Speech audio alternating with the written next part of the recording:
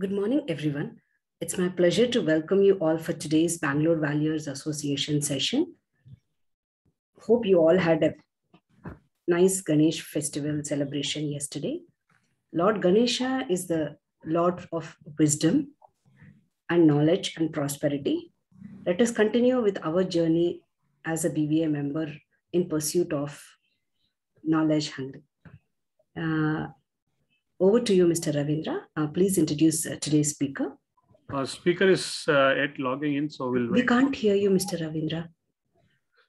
Speaker is yet to log in.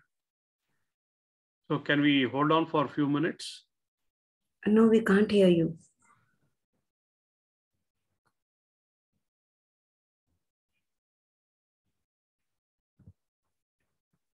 Meanwhile, a small announcement. Mr. Pratik Shah from ACVA will address our gathering between 8:45 to 9. During that period, he will explain how to become a CVA, Certified Valuer Analyst.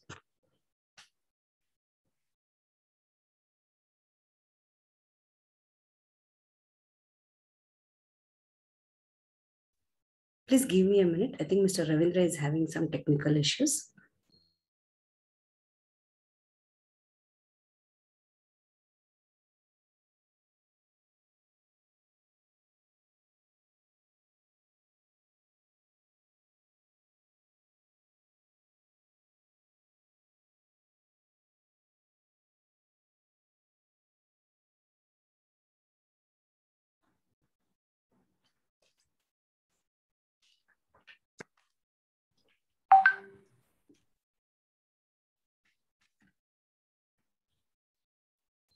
Shilpa, can you hear me now?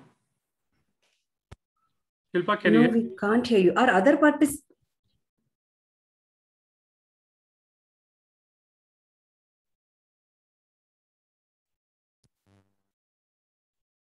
Yeah, now we can hear you. You can hear us? Yes, yes. Okay. So good morning, everyone. Today it's my pleasure to introduce the speaker of the day, Mr. Vikas Suresh. Vikas Suresh has been a faculty to many of us from this part of the region, particularly many of the BBA members. So just let me... Hi, good morning, I'm there. Sorry, very sorry, late by a minute. Yeah, sir, it's your introduction, which is just going to start now. So let me introduce Mr. Vikas Suresh, a chartered accountant with over 20 years of experience, specializing in corporate advisory, predominantly in valuations, mergers and acquisitions, and joint ventures. Until a few years, almost for 10 years, he was with the KPMG leading the South India valuation teams, and then he ventured out to his own company called Unithos Business Advisors Private Limited. And he was the one who actually was instrumental in setting up the valuation practice for KPMG in South India.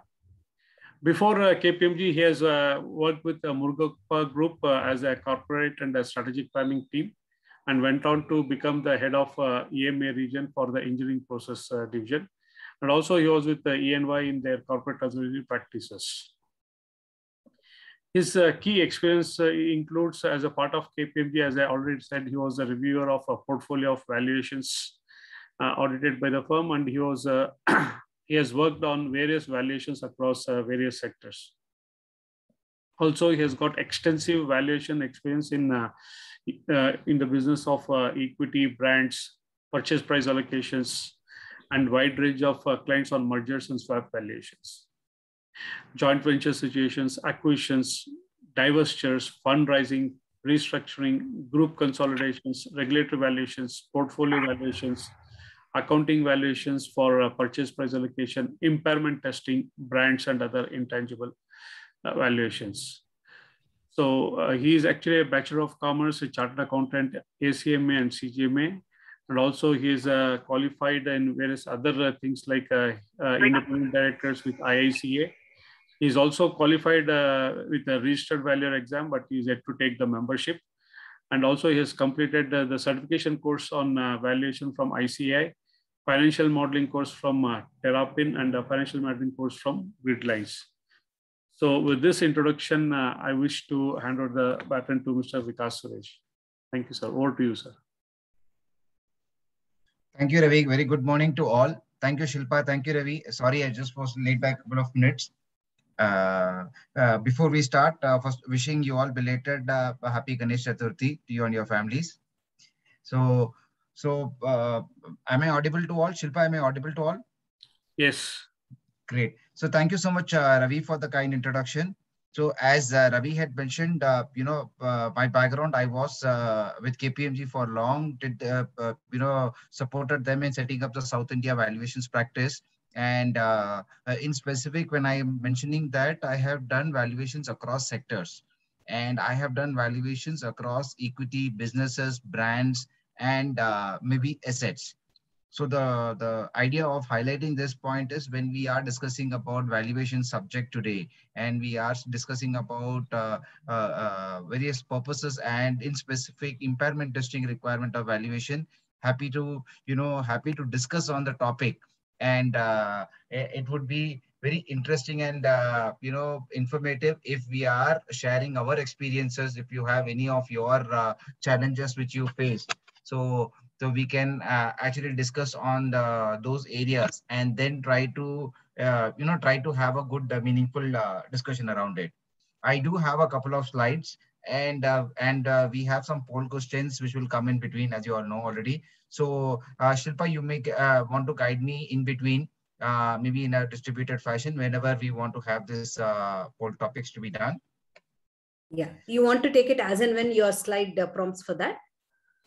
You tell me. I have that poll questions at the end of it. You might want whenever you prompt me, I will just halt for a minute, and then we can go ahead and take those questions. If it in your PPT it's in the end, we'll take it in the end. Perfect. Okay. No, it is there in my PPT itself, so I can take breaks and I will take the poll questions accordingly. Is that okay? Yeah, provided answer is not there. No, don't worry. Answer is not there. Okay. When your screen is coming, then in same time I'll launch the poll also. Sure. Okay. So team, first to start off with it. Typically, when I look at when I discuss anything on the valuation subject, first I like to give the context of the whole topic, context of the whole discussion. And being the BVA members here, I think everybody has some exposure to valuations, and definitely a lot more exposure to valuation for financial reporting purposes. So just a quick 2 minutes, before we start that subject directly into impairment testing. So people here would like to interact, right? So we can, I can expect some kind of participation from the team. Usually it's more interaction. We try to moderate it. Yeah, great. Now then timing wise, don't worry. Timing wise, we'll try and manage it. So now in the subject of valuations, what are the various purposes you all have come across for valuation? Just an open topic so that we have a, chat open. What are the various purposes for which you have seen valuation?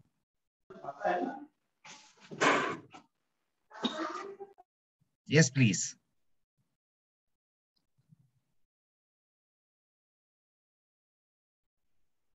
Team, I'm open to the ideas from your side. Yeah, hi, Pranav this side. Yes, so there are various fields to valuations.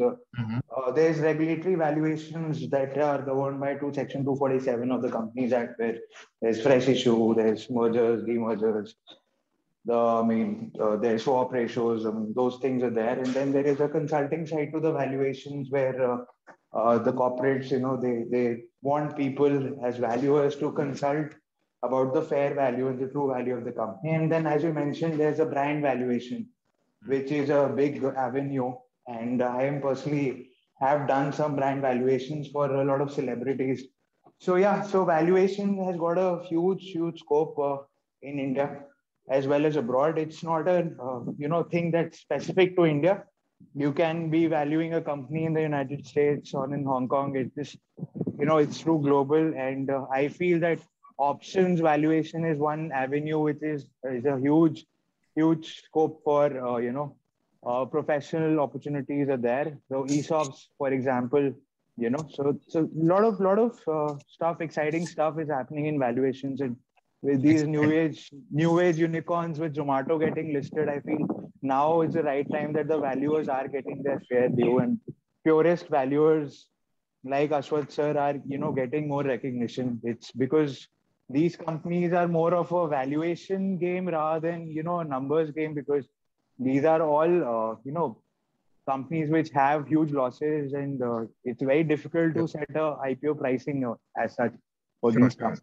And something like, so I do valuations of all the major companies for fun also. Like I just recently valued Amazon at $3.5 trillion. So it was an interesting assignment, and very good, very good. So that to the International Valuation Standard Council board as well. So yeah.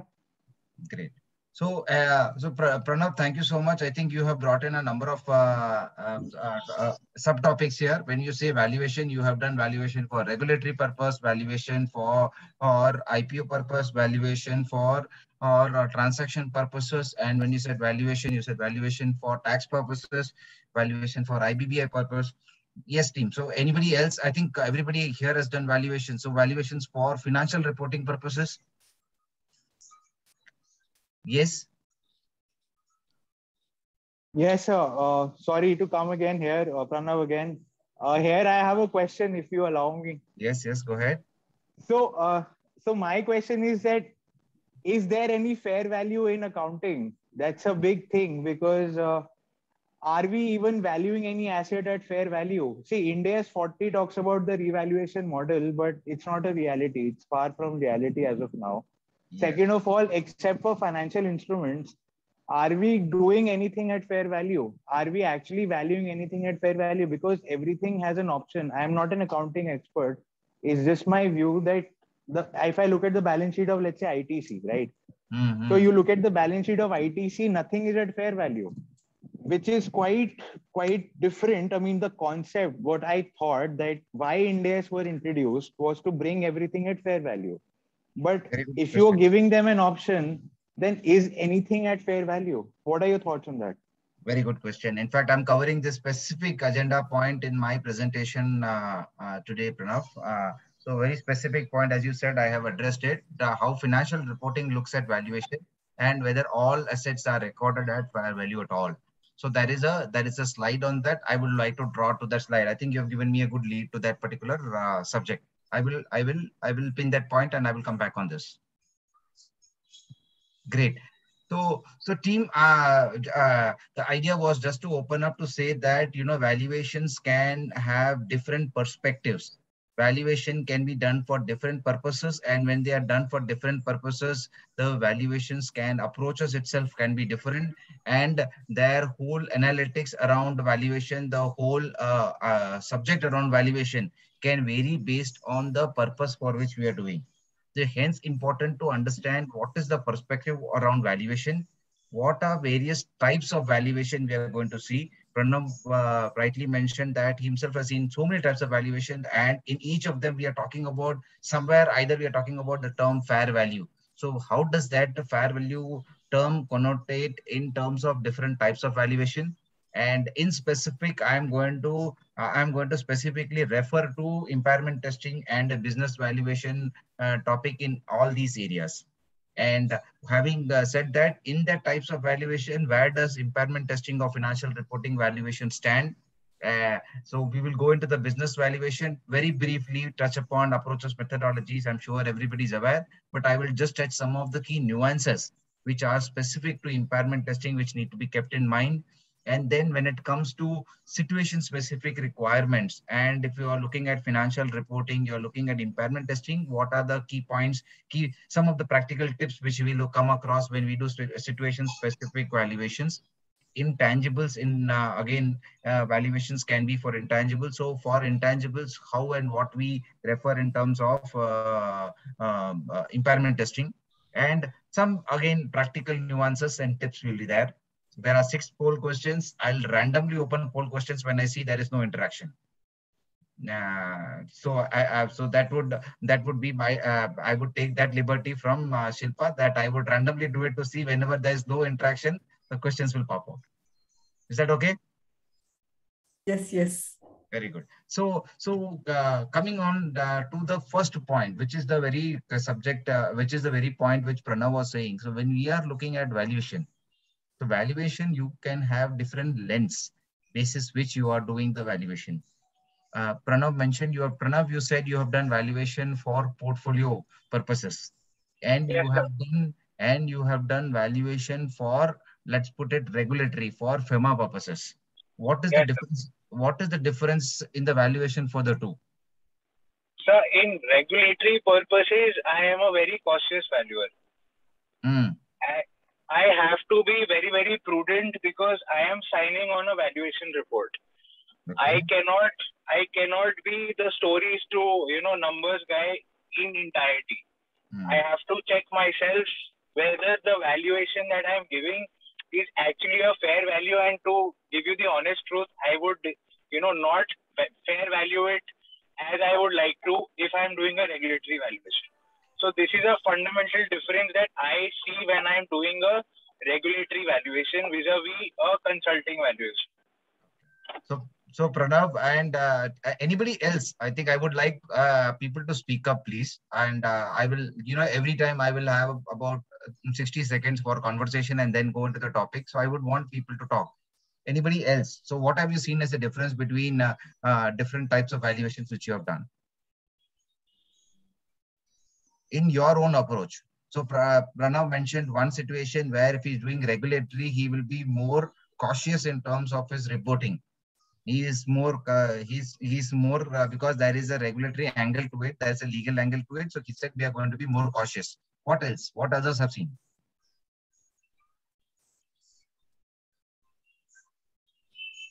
In fact,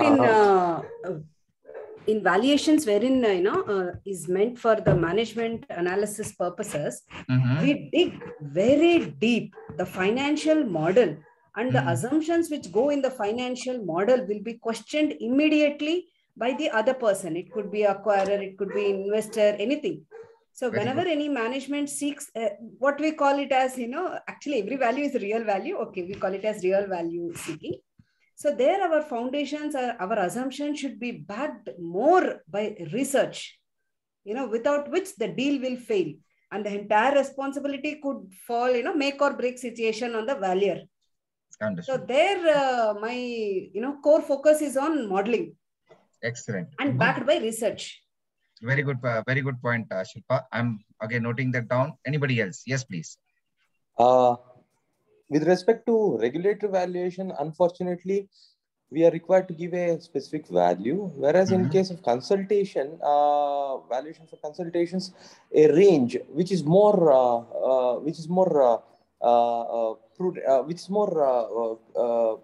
apt is what I have seen. I mean, a range. I have the liberty to give the range. That has actually, that's a major difference which I've seen with respect to consultation valuation and regulatory valuation.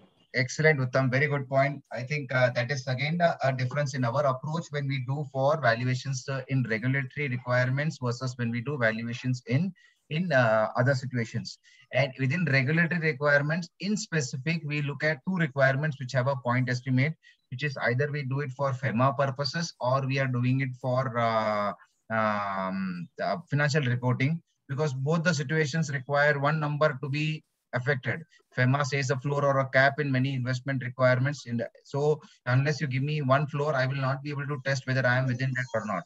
And similar is the accounting financial reporting, where you might want to make accounting entries based on your numbers. So the range does not work there. So hence we end up giving one number there. Many times in tax purposes, given that there is a calculated or there is a laid down algorithm or formulae for it, you end up with doing one number. But in all other situations where we are talking about decision making requirements of valuation, given that it is an estimate and not a precise number, we end up giving a range. So this range can be a good discussion topic for between the buyers and sellers or investors, to say that this is the range within which you can negotiate and arrive at a conclusion. Sorry, sir, just to interrupt you here. What I feel is that why are we having different statutes for the same fair valuation? So, to give you a very simple example, for instance, for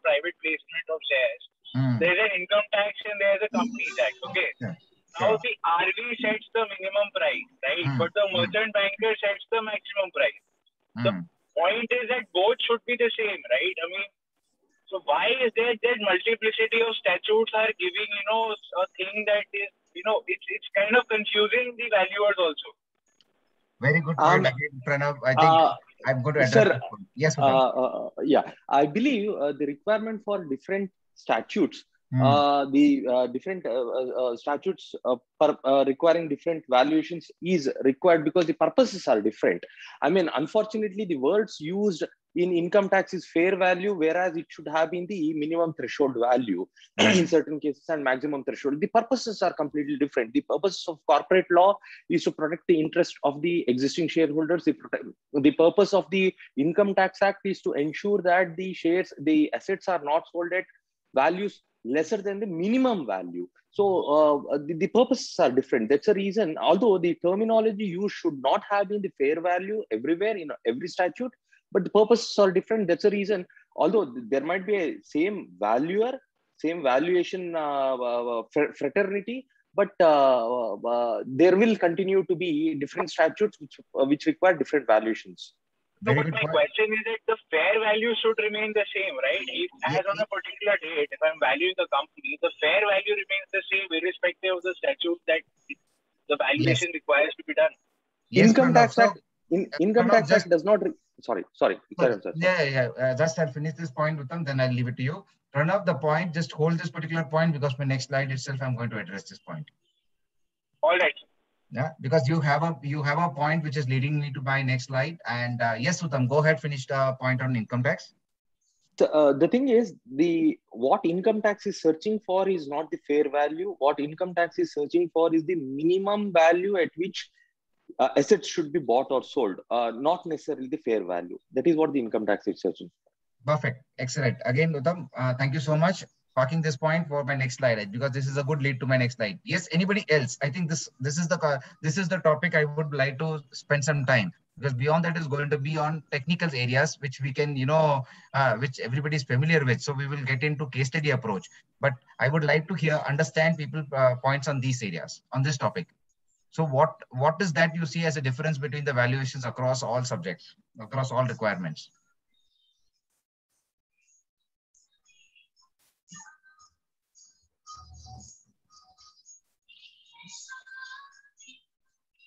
Yes, please. Anybody else? I think I heard Uttam, I heard Pranav, and I heard Shilpa also. And anybody else has a different viewpoint. I am not very much concentrating on the chat. So please speak up. I would really like to hear your voice. I can't see everybody, but I would definitely want to hear your voice. So speak up. I think that will be helpful. Hello. Yes, Rajesh. See, from PEMA perspective, if you see non-resident to resident or resident to non-resident, so there is a restriction on the fair value. Actually, it's a maximum value what you have to send out money from the India. So that's what is but however, the companies can decide less than the fair value also in case of the non-resident to resident. So similarly, it is a resident to non-resident also. It is a minimum price has been threshold has been mentioned. So these kind of changes as compared to the normal business valuation whenever we are undertaking. But however, the valuer has to be determined the maximum prices and minimum prices. But some kind of adjustment has to be done in case of a DCF valuation, like a discount of lack of marketability cannot be considered when you are arriving the business valuations. Okay, Rajesh. In case of the non-resident to resident. Noted, Rajesh. Yes, thank you. So that is one thing. And from income tax perspective, if you see indirect transfers, so in there also there's given a defined approach or maybe a defined not a formula as such, but when you are arriving the evaluation from international accepted methodology, plus you add debt. So there is a restriction whenever you are doing equity valuation. See, normally what we will do, we'll reduce the debt. But in case of indirect transfer, they mention that you add back the debt. So that is something is completely different from the normal business valuation or when you are doing a regulatory valuation. Sure, Rajesh. Point well noted. Again, I'm saying that I have the valid point. on the regulatory side. Yes, team. Other than, yes, more people to participate, please. I can see chat room being full with a lot of ideas. A quick 2-second voice would be better. Kaushik, Rajiv have been mentioning about purposes of valuation, saying management valuations, financial reporting valuations. So I got a lot of examples of, or a lot of purposes where we do valuation in the chat room. So buyback, strategy planning, selling of financial assets, compliance purposes, raise, share capital raise, and mergers, swap ratio, preferences, IP, ESOP, everything is all valid. So the main point of spending time on this is to know that valuation, then you might be wearing a different lens of valuation, or you might be reviewing the valuation, be it for transaction, be it for this. So it is if the requirement is a fair value, it is the fair value always should be the same. Now the question is that when it comes to a fair value, drawing reference from Uttam's point, normally you cannot give a fair value as a point estimate. It is a range. You can have a positive, negative sensitivity to it and arrive at a range. So depending on the stakeholder who is looking at it. So like a typical decision-making requirement, when the stakeholder is an acquirer, he looks at the lowest valuation. The stakeholder being the seller, he will look at the maximum valuation. The stakeholder being a regulator will look at how this regulation is going to impact his end objective. If it is a FEMA, finally, they're trying to see how does it impact the Forex reserves. If it is to do with tax, it says that how is the valuation going to impact my tax flows. So end of the day, the point is that the lens is one, keeping in mind who are the stakeholders, and second is what is the decision which is underlying the whole stuff. Having said that, the valuation approach or the fair value, wherever it is referring to fair value, ideally remains the same, and it is within the range. You might have a range of sensitivity, but fair value should broadly be the same, which is what we are converging towards. Having said that, Pranay's point on whether the different regulations have a different definitions today. See, the whole concept of valuation has always been looked as more as an art in the past. When we say as an art, if everywhere everybody thinks valuation is going to be only with the valuer, whatever they come up with. Hence, it is challengeable at all points. So wherever the different stakeholders have been, different requirements have been, they have defined some algorithm, or they have defined some areas so that their interest is protected.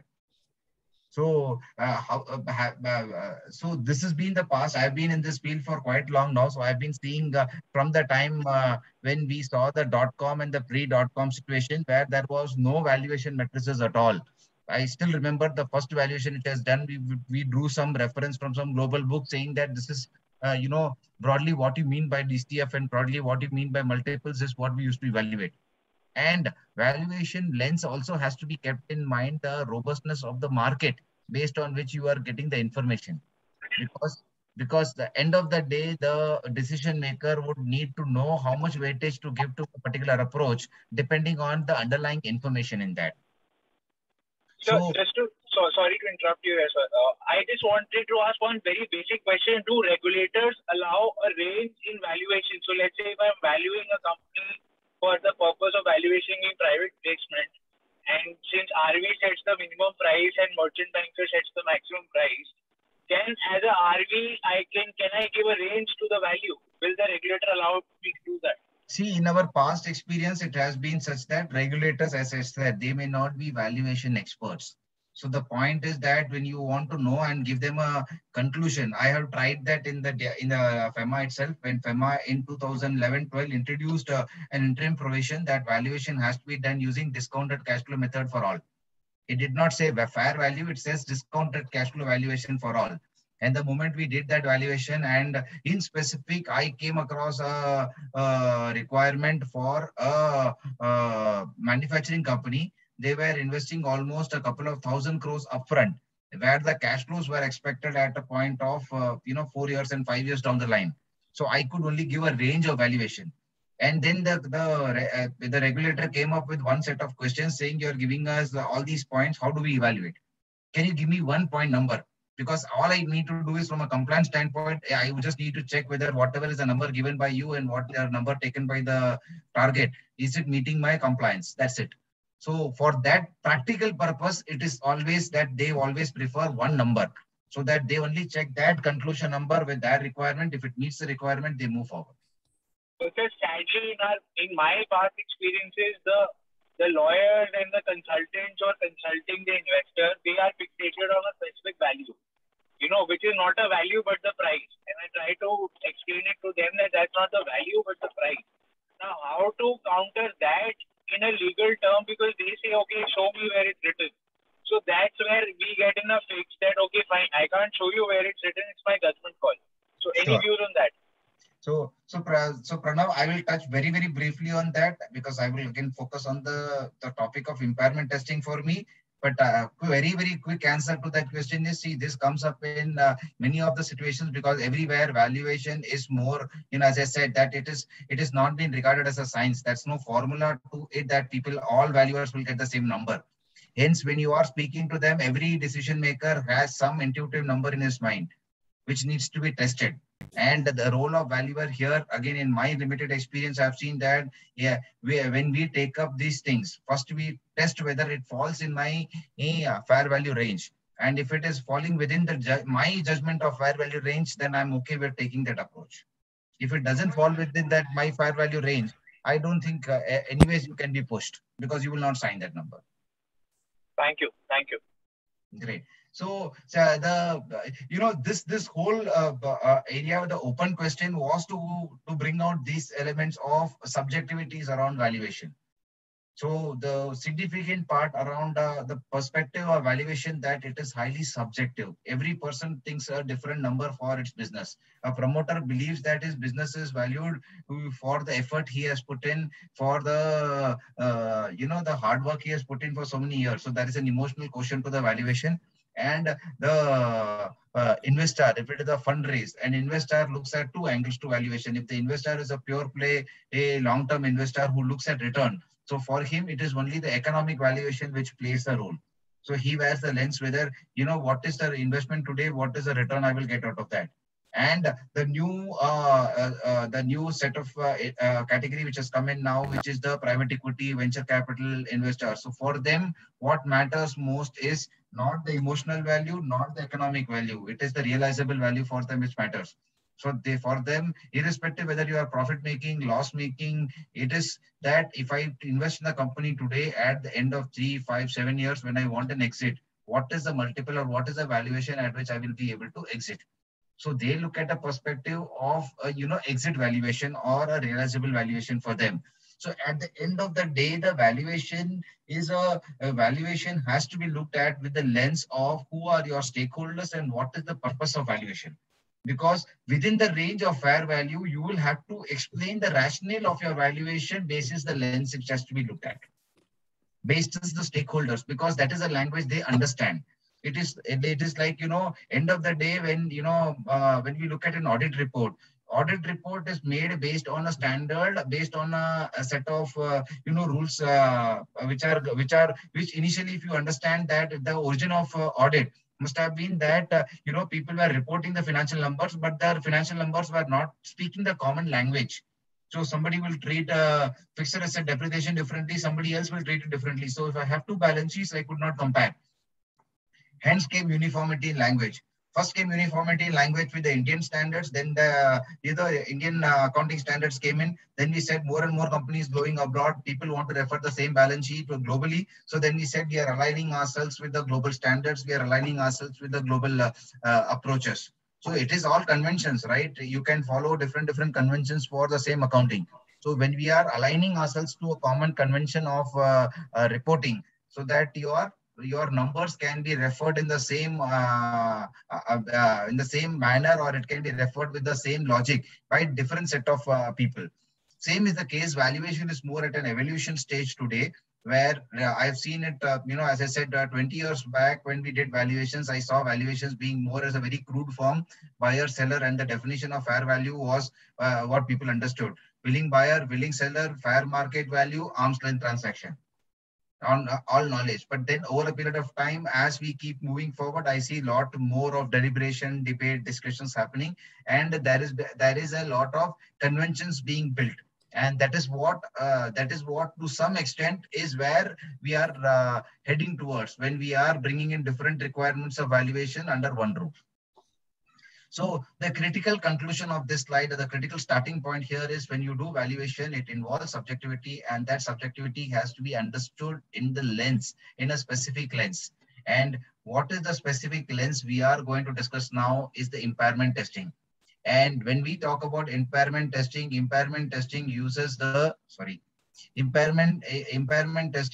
the lens of a fiduciary reporting, because impairment testing at the end of it is for financial reporting, where auditors, auditors are more expected to be independent guys, so they are not the end decision makers, but they are in a fiduciary capacity in between the end decision makers, so they tend to take a lot more of conservative stand. When I say conservative stand, they want the numbers to be right, but they will always want conservatism to be factored in, no aggressive stance to be taken, and lot more detailed documentation needs to be done in those cases, because as I said, it is a fiduciary reporting. So it is not the end decision maker. It is between the target and the investor, or between the target and the key stakeholder. So many different stakeholders are going to refer that. So there needs to be an angle that I am not the decision maker, but I have been entrusted with that task of evaluating whether this particular target or subject matters valuation is appropriate or not. So keep that in mind, that the lens here is the fiduciary reporting lens. And Pranav, this was the point which I said to Park. I'm bringing that up here. When we talk about impairment testing, we are only capturing the downside protections. We are not. On one hand, we talk about impairment testing, and on the other hand, we talk about fair valuing. Can you bridge the gap? I mean, it's sort of confusing. Yeah. Hold on. I think that's the next subject to address. That is precisely why we are wanting to deliberate on this topic. That how do you look at fair value in the context of impairment testing? Okay. Perfect. So these are some ground rules. I knew that these are questions which have come to me, and these are the questions which I also came across when we started the discussions on the impairment testing. So whether it is supposed to be reflecting the fair value in the financials, and second is what is that which is getting reported based on my valuation. So it is impairment testing itself is more a downside provisioning. It does not take into account the upside. If from whatever is the value of the business, a carrying value, there is a potential upside, that doesn't get reported. It is only if there is if the whole concept of impairment testing is to see if the invested value, there needs to be any a reduction or a depreciation to that number which is being carrying. Okay. Number one. So as I said, number two, which is the most important point, it does not reflect the fair value in financials unless and until it is undergoing an impairment testing or undergoing an impairment. So if the fair value was, say, 100 crores, you are impairing it based on your valuation. Say your valuation comes to 80 crores, you impair 20 crores. Hence, finally, when it refers as 80 crores in the financials, that 80 crores then becomes a fair value. That 80 crores only if you have done an impairment on that business or the asset or the topic which we are talking of, then only it will become a fair value. Otherwise, it does not reflect a fair value in the books. In other words, if you look at the bigger picture, again, I'm looking at it from a business standpoint or from a valuation lens standpoint. End of the day, what you're doing is that there has been an asset for which you have made an investment. There is a subjective area around depreciation or amortization. If it is a fixed asset, is the tangible asset, you would have depreciated it, and intangible asset, you would have amortized it. Whatever policy you have taken as a business, not you means as a management has taken, it is in a way testing that policy, saying that whether you have taken an aggressive policy or needs some correction. So if you have taken an aggressive policy of not writing off, your books are reflecting higher valuation, it gets corrected. The second is if there is any market factors, external factors which have deteriorated or created a significant, element of deterioration in the valuation which you are carrying. So that needs to be done. So again, think about it from a fiduciary standpoint. These are two things which you would like to be cautious about. Whether whatever depreciation policy you can't challenge. Now there's a schedule. They said that schedule, you're following the schedule. So why should I have even a test? So the schedule says take a 15-year life, but your asset after a point of time is getting impaired faster, and there is an obsolescence in the asset which you have not taken. So then impairment testing takes care of that picture. So you go within the broader framework. Within the broader framework, if there is an accelerated requirement, impairment testing will address. So, Again, yeah, go ahead. Sorry, so let's assume that India's 40 is implemented from today. Okay. Let's assume that the evaluation model is allowed, and I am fair valuing everything. Even my depreciation is fair valued. Everything is fair valued. Now tell me, sir, whether will I do an impairment testing and how will I bridge that gap?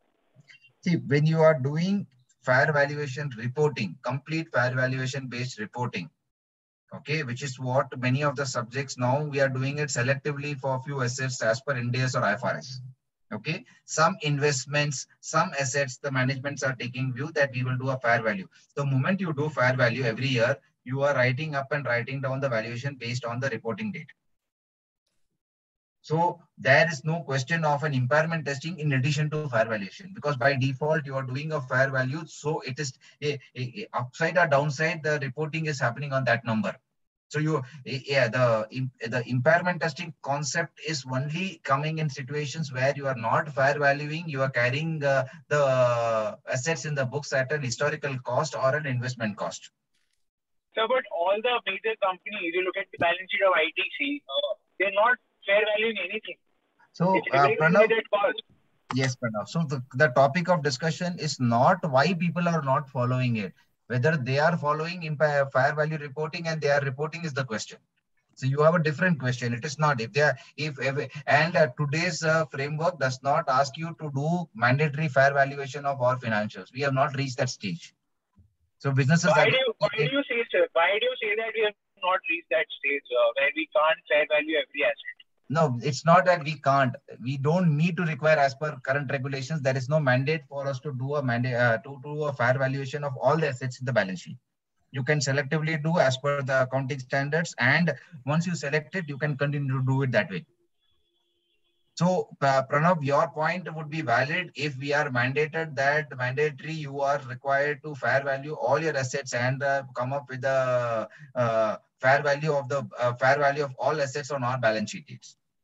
Then I've written around 400 emails to the International Accounting Standard Board for this, for which I have gotten 20 replies. Sir, can we take the question session subsequently? Yeah, let's stage. have the questions in the end. I think it is unfair to start with the question answer. Let us listen to the speaker. He is having an experience of more than 20 years. We know the definitions. We know the purpose. I think let us listen to the speaker, the faculty. Then we should raise the questions, whatever you want. At the end. I'll raise the question at the end of the session. At the end, please. Thank you so much. Thanks for bringing that point up. Now, I will, again, sticking on to the subject on impairment testing, sticking on to the subject of the approach or the lens on impairment testing. As I said, the key point to note here would be that impairment testing, when you're doing, it is only to check and test whether the carrying value has got depreciated from a reporting point of view over and above what is being in the books, reflected in the books. So that's the key point.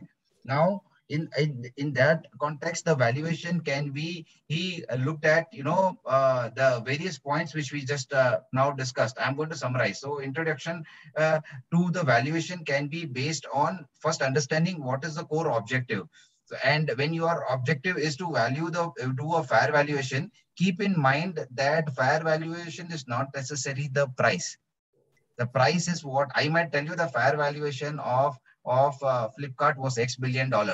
When a particular investor was keen to buy that, so the investor still went ahead and paid some premiums to that, because that is what the value addition the investor would get. So the end of the day, valuation is, fair value is what you are getting from the business per se, as any market participant will get.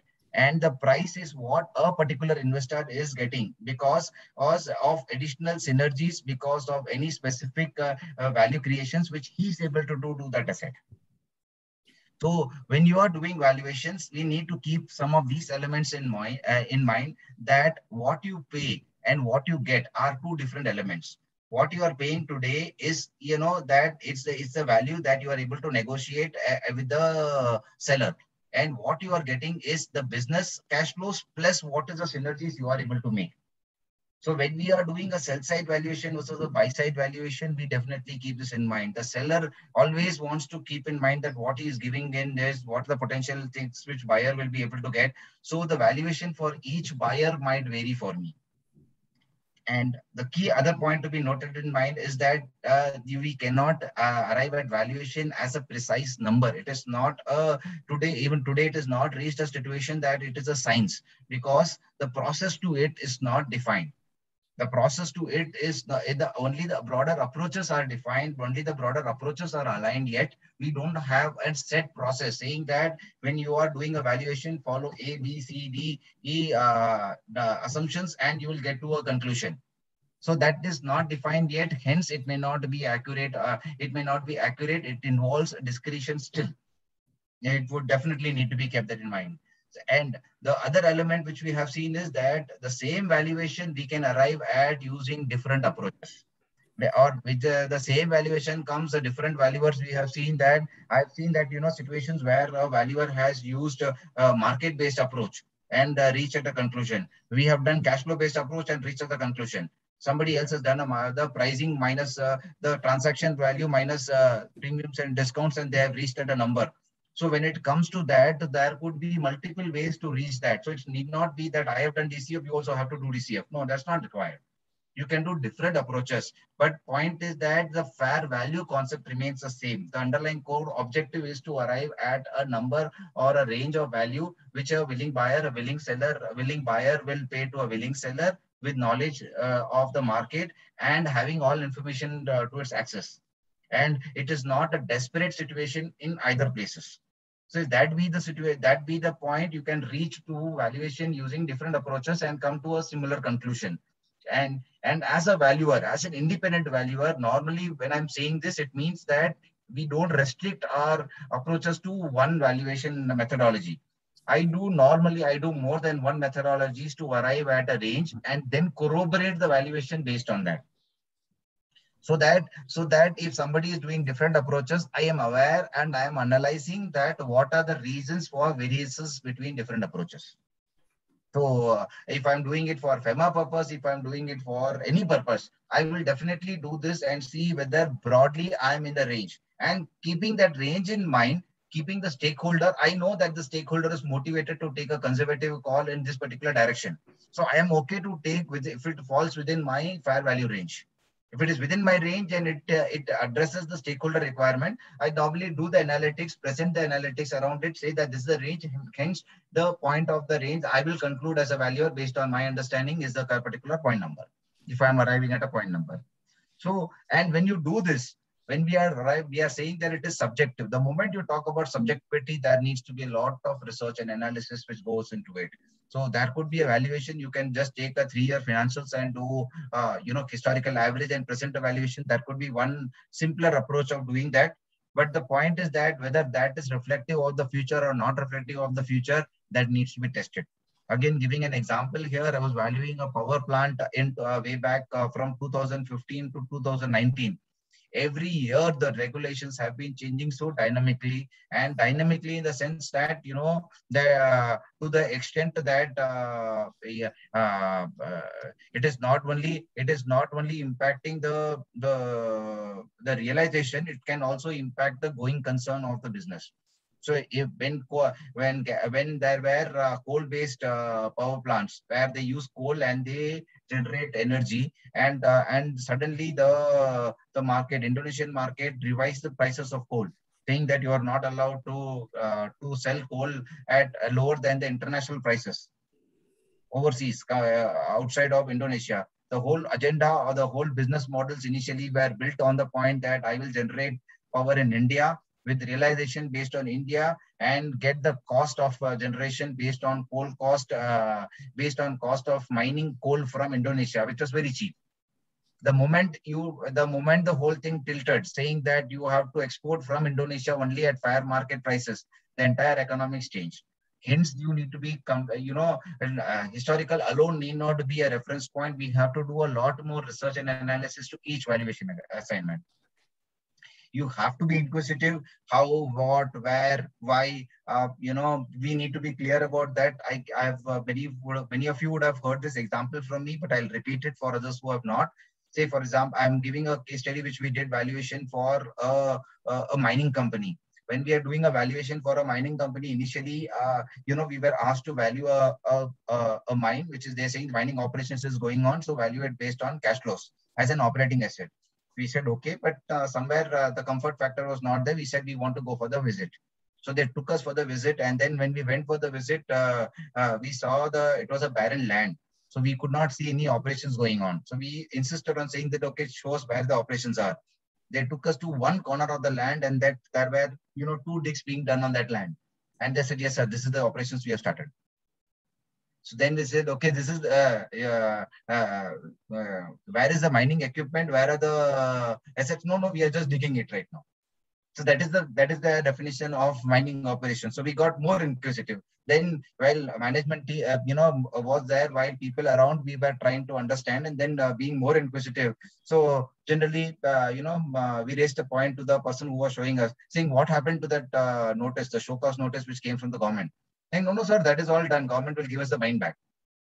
So you can imagine that gave me another lead, saying that, okay, if he's saying this, it means there was a real show cause notice and there was a situation that they have come across with. So then we went back and asked the management, there was a show cause notice issued on them by the government saying that why the mine should not be taken back from the company, given that they have not started operations.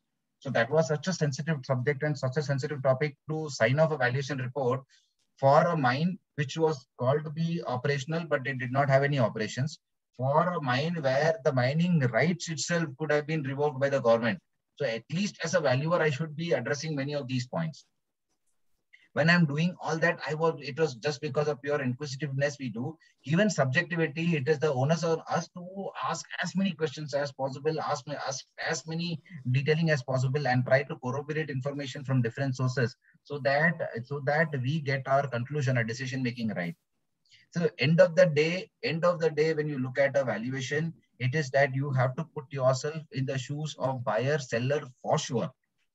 100% in all situations, you have to put yourself in the shoes of buyer, seller, and please adopt the judgment which you will take as a common sense judgment there, saying that, okay, there is a buyer, there's a seller, there's motivation. Given all the data points I have, can I take a conclusion? If I had to shell out money from my side, will I do it?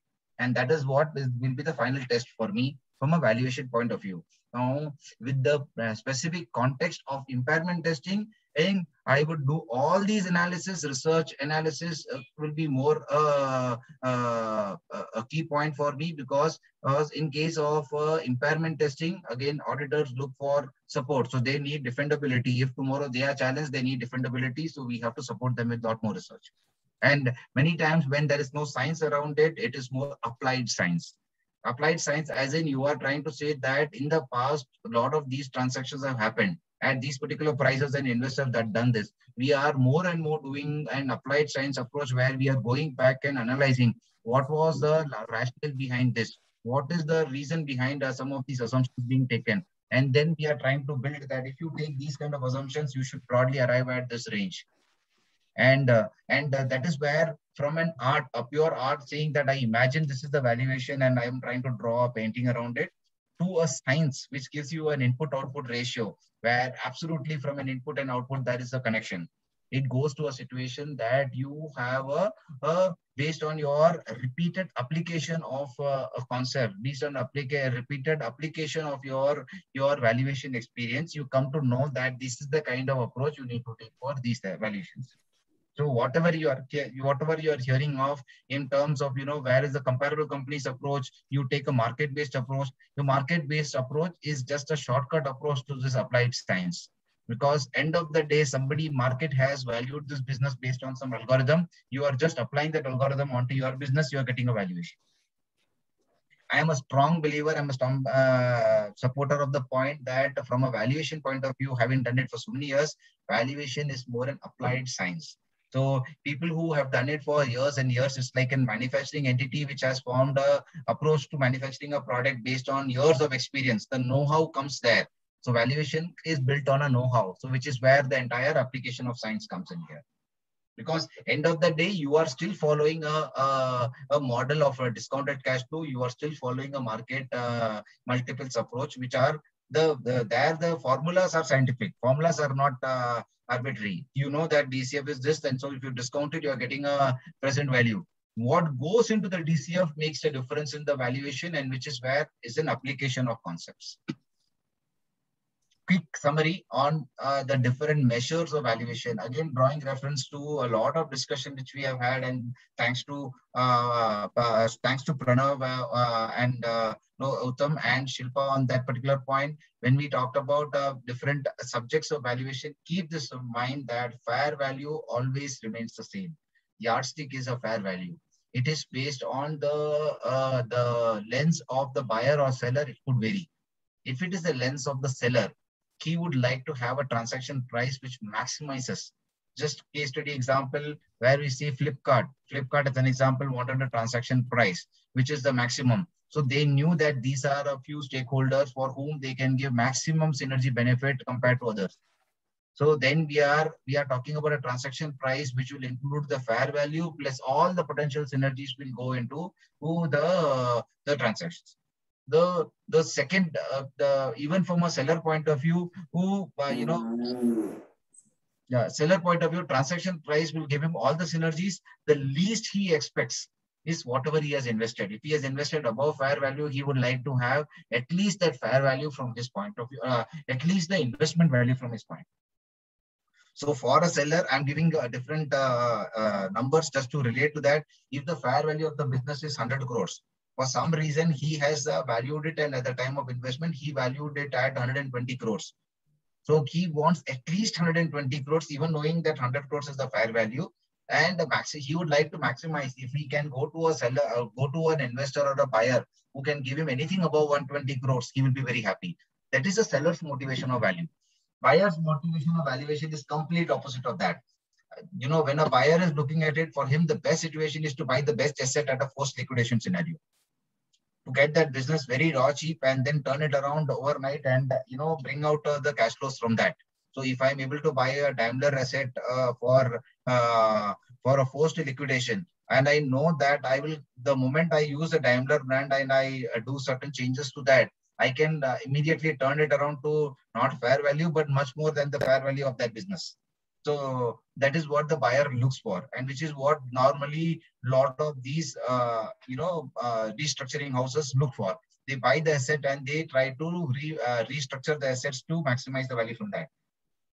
And maybe if they are not getting the benefit of a forced liquidation, they would then look for at least an orderly liquidation scenario, or the buyer would like to pay the lower end of the fair value. That is why if you notice the circle, why I have drawn circles is because of Uttam's point that normally it is a range. I don't have a science to say that this is the number. It will normally be a range. Hence, within the range, the buyer tells towards the lower end of the range, the seller wants towards the higher end of the range. It starts with higher end of fair value range and goes to transaction price. For the buyer, it goes from a forced liquidation to a higher end of the fair value. Now, having said that, again, very quick touching on the point of what is the difference between a forced liquidation and an orderly liquidation. A lot of you have experience around IBBI and a liquidation scenario. So, so I'll just summarize it. According to me, the key difference is the availability of time for disposal. So if you have the leeway of running a formal process and allowing it to be finding the right investor to maximize the price, then it is an orderly liquidation. You are in a situation that your license is going to expire in 3 months. You have to desperately give it up now. So the buyer knows that you have a time limit there and you do not have too many investors around it. So then he will want a forced liquidation, which will be even lower than what if he had given you the time to dispose it formally. So that is these are the different terms around valuation. And again, in the specific context of impairment testing, you would have heard many times the discussions around value in use and fair value less cost to sell. What is that? It is also a subset, or it is also a element or sub-element of fair value only. When you fair value a business, you are saying the fair value of the business in the current usage form, whatever it is being used today. I have a manufacturing facility for a car model and I am running at 50% of the utilization. Why I am running? Because that particular model today, that is what it sells. That is the value in use. So if I am valuing, that is again from an audit point of view, that is what the cash flows will reflect. You are giving because this you have to present it or you have to disclose it, given that you are telling the investors, I am valuing it based on what the business is running today. And in that, I do not have any kind of an issue. I don't see that the business is running where I have an impairment. If you are now not getting enough value from value in use, that the current business is not being used optimally. However, there is a situation that you could better utilize the asset or somebody else could better utilize the asset. Okay, buying the same asset or buying the same business, somebody else could make, and it is not 1%. If it is 1%, then I cannot take. But if it any market can buy over the business and they can do it. So then even the fiduciary responsibility is to see that, okay, why should I impair it? I know that if tomorrow they sell it, they sell the business in the open market, anybody would easily buy it, and that the buying would be for a fair value, and there would be cost attached to selling it. Hence, there is a fair value less cost to sell. So from a reporting point of view, I would report that if I'm not doing, by default, I do a value in use because, that is based on what the business is currently running at. If you are not doing at that fair value, then there is a valuation. Then there is a valuation which you need to keep in mind that if you stop the business running on the way it is doing today, and you sell it to a third party, if the same manufacturing facility which I was making cars, if I sell it to another car entity, and he will use that facility to make a fast selling model. Because the facility remains the same, it might need some tweaking around it. If the tweaking is what the cost to sell is, plus the fact that I have to dispose the asset, I need some services of consultants, some services of lawyers, legal experts, or various parties. Then for those, there will be a cost to sell. So net of that, what is the realization I will get? So higher of the two can be considered as fair value for the purpose of impairment. Again, from an impairment testing point of view, when we are looking at the lens, so today valuation can go with the stakeholders. Our stakeholders have been so wide, and I'm talking of it in the specific context of India. If you talk about specific context of India, there will be additional stakeholders or different stakeholders for different markets. So while the valuation remains the same, so if you are talking about stakeholders of employees keep monitoring your valuation point of view because many companies have started to give ESOPs. So they would be keen to know what is the valuation moving upwards, downwards, because that is how they will make money. Because end of the day, what is ESOP? I am not paying you full salary in cash. I am paying you part salary or part remuneration in cash. In part, I am saying that I will give you this in the form of the value underlying the shares, which you can sell in the market and realize it. So that is where the stakeholders are keenly monitoring it, how you have reported the valuation. Accounting auditors, as we said, there are many financial reporting guidelines, which earlier were going from an historical reporting approach. Now they are moving towards a fair value approach. We have not fully crossed the bridge. We are somewhere in between yet, where from a historical cost, where whatever is the price at which I bought, I used to report. And then we started depreciating it over a period of time, and the depreciation is over based on the policy. To that stage, if I have to do a full fair value accounting, I need to do a complete balance sheet revisit. My reserves and surplus will change every year based on what is the market movement.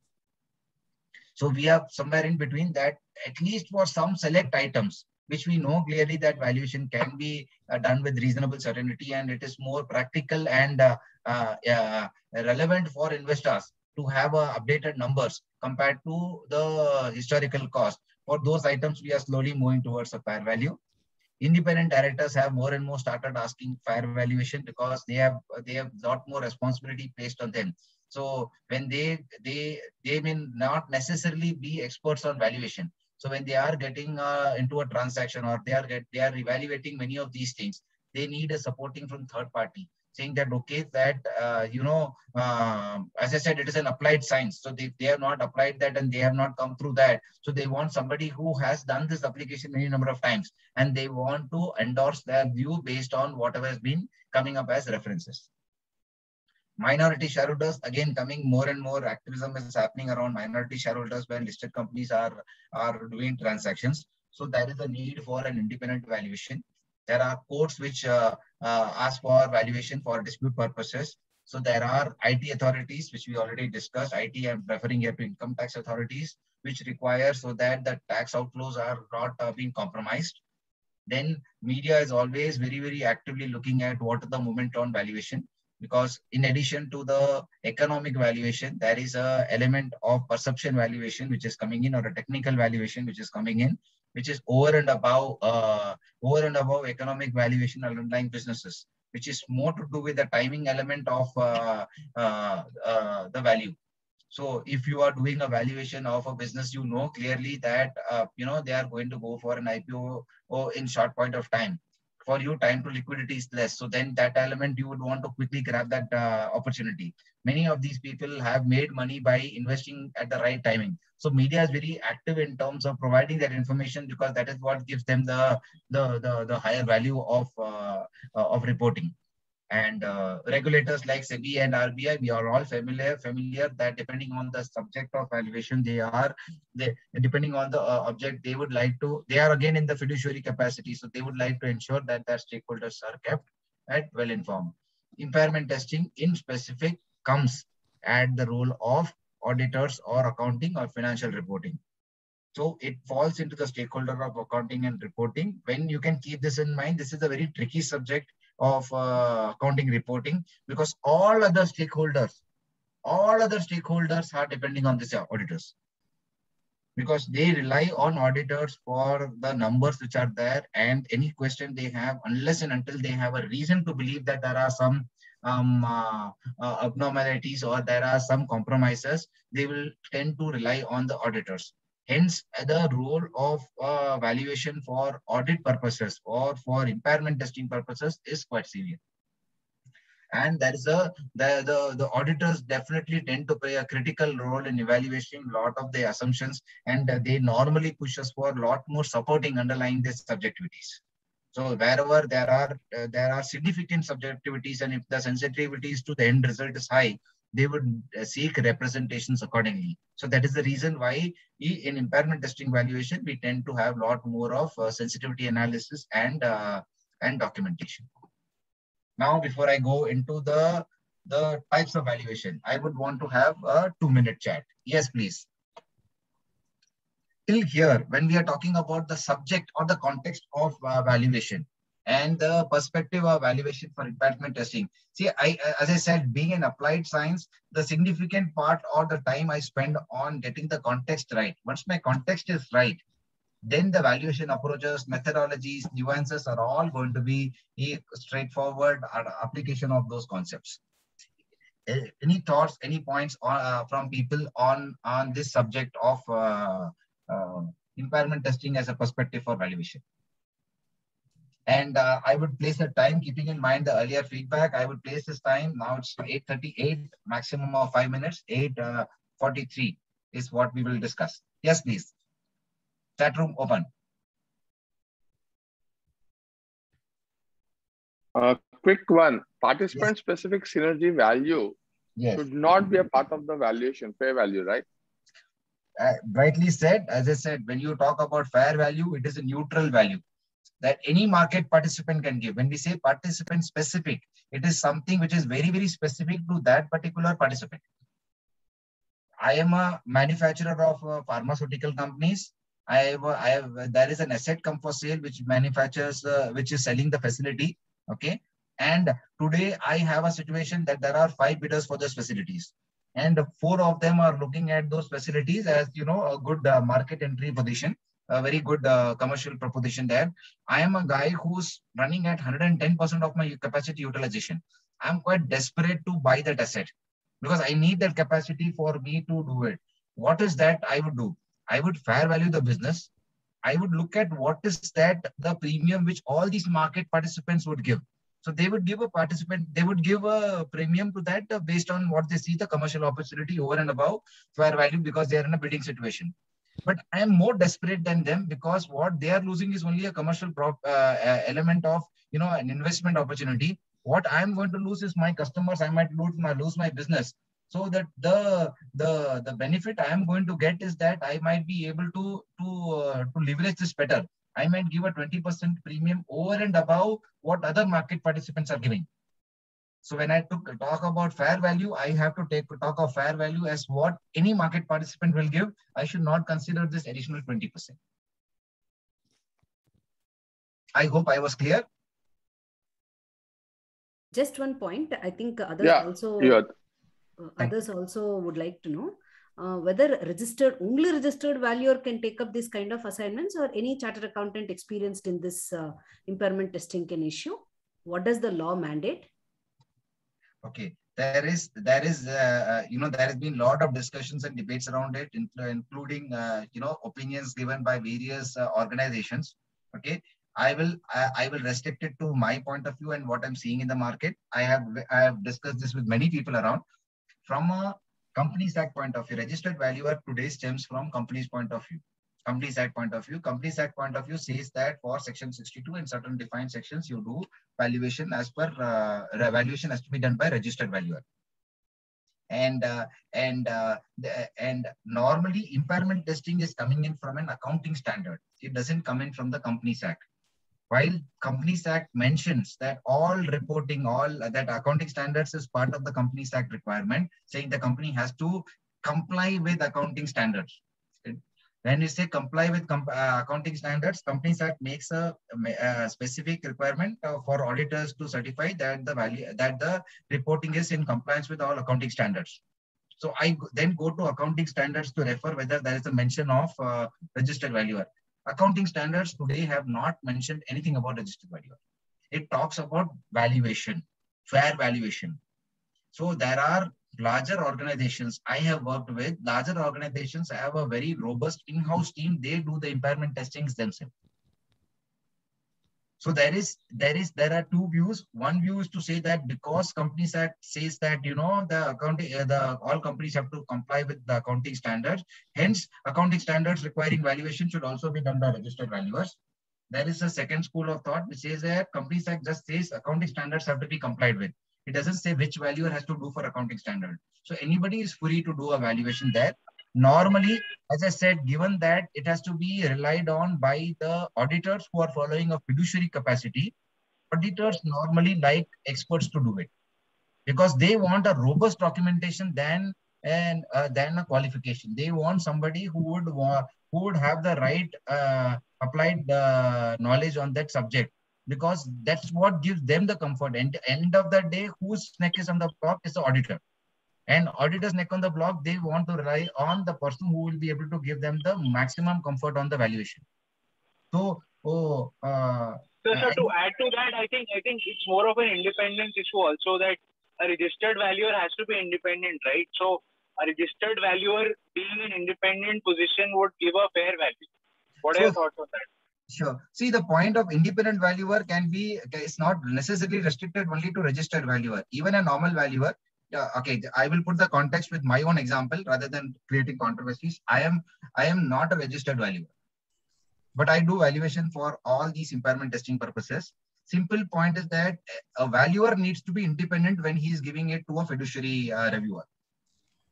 Irrespective that fiduciary reviewer, if it is an IBBI, you have to be independent to present a valuation report to IBBI.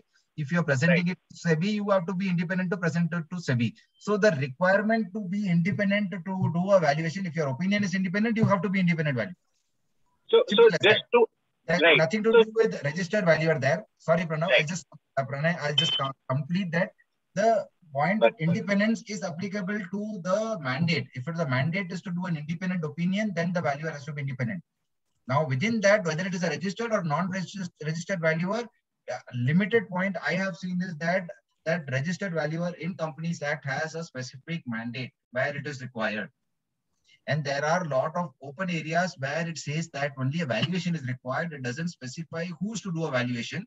So the user has been defining it, what it has to be done.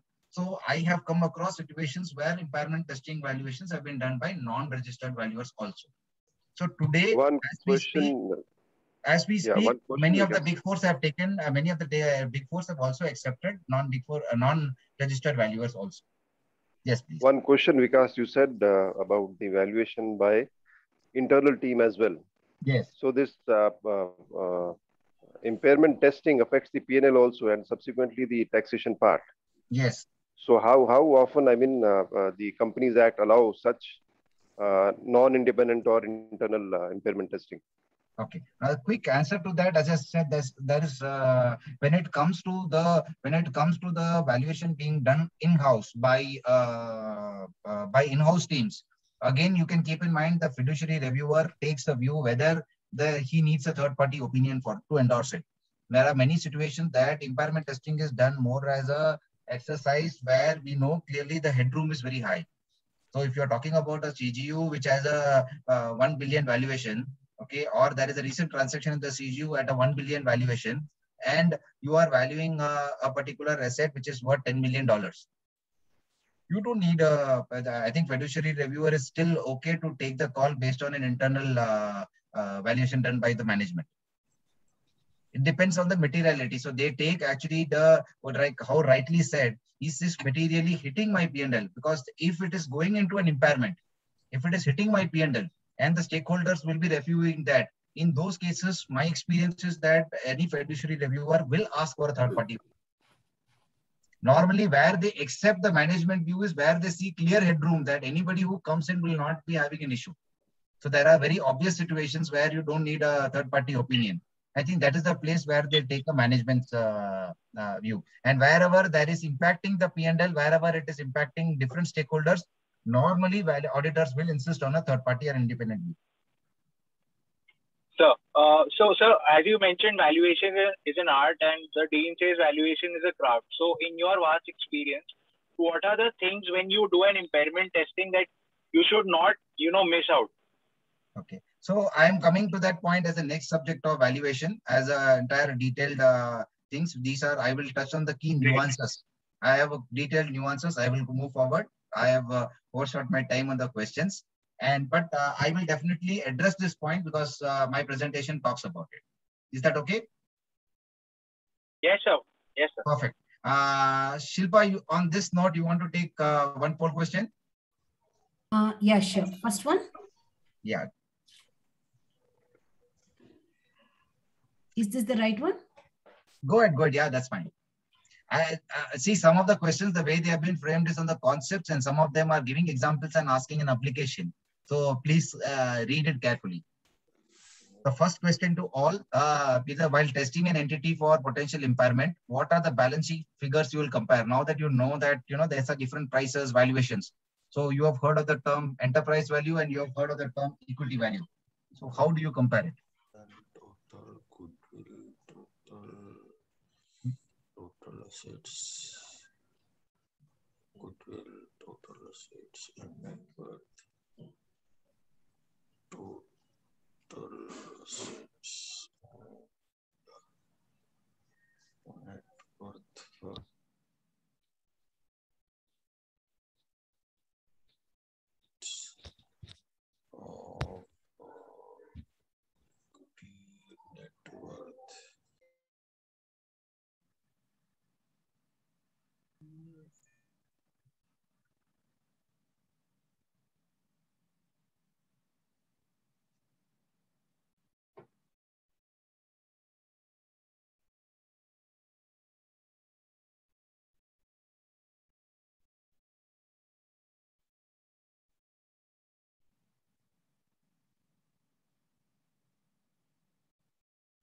So reflecting on the answers given by majority, 65% have said that when you compare enterprise value with total assets of the business and equity value with net worth of the business, which is absolutely correct. So people who have looked at, who have given other answers, okay, when we are talking about 4% of the people talking about goodwill, keep in mind that goodwill, when we are valuing, goodwill is one part of the valuation. When you are talking about equity or enterprise value, it is the combination of all the assets of the business, which is comprising in enterprise value.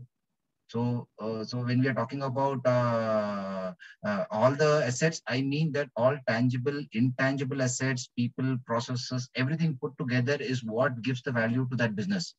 So when you split the valuation, that is where the valuation components, when you split, it would be tangible assets, fixed assets will be one part of it.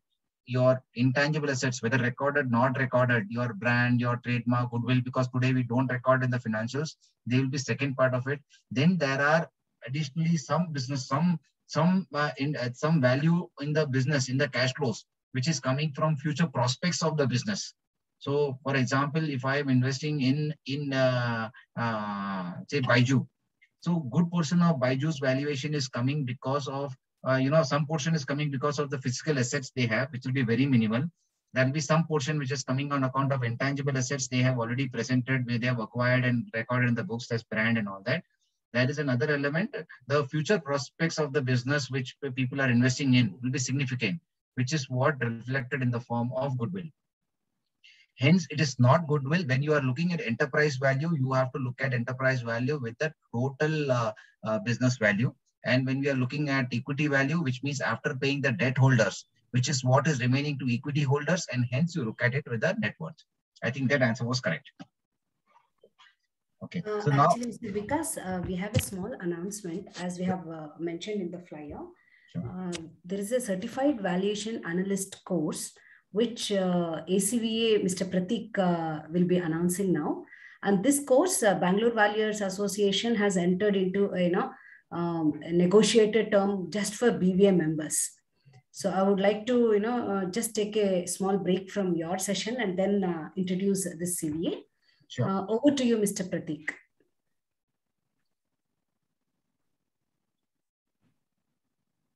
Hey, hi everyone.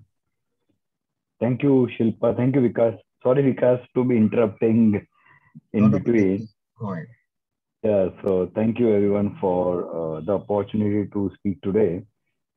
So yes, as I think Shilpa, rightly mentioned that we have entered into a tie-up with BVA, especially for the Certified Valuation Analyst designation through NACVA. NACVA is basically I'll give you like a 30-second high-level background of what NACVA is all about. So NACVA is basically one of the largest association of valuation professionals, valuation professionals in world, with its parent association in the US. And then they have like 44 chapters across world right now. So in association with ACVA, we are basically the Indian chapters of NACVA for promoting the valuation education in India. So what is CVA all about? Just to give you a high level again on this, so CVA is basically a designation like, you use CVA, you use CA, CS. It's a designation, CVA. You can use it as a designation like, let's say, it would be Pratik Shah, CVA. So it's a designation and a credential which is considered, which is highly regarded in the US and now even in the European market. In last 3 years, European market has also grown really fast from a CVA perspective. So it's basically a credential which is being adopted by a lot of valuation professionals in the US, even in Europe. And when you talk to the individuals who are like valuation professionals in US, whether it's Big Four or any good valuation firm, you'll generally see them pursuing either CVA or ASA. What is beneficial for CVA versus ASA is that ASA again is a very reputed credential. However, what has happened in few years that the growth trajectory of CVA has outpaced both ASA as well as the AICPA. I think every year over year, let me see if I can share this screen. Can I share it, Shilpa, by any chance? Mr. Vikas, can you stop the share? I will stop the share. Yes, please. This is just for, like a quick, something that Chris Mercer had presented. So I'm just trying to present it, I think I've stopped the share. You can use it. Okay, just give me a second. Okay. So this was one of the session which, I was anchor on this session, interviewing Chris Mercer. I don't know whether all of you have heard, but Chris Mercer is definitely one of the very reputed names in the valuation industry. So I'll just quickly touch on, a couple of things. Just give me a second. Okay.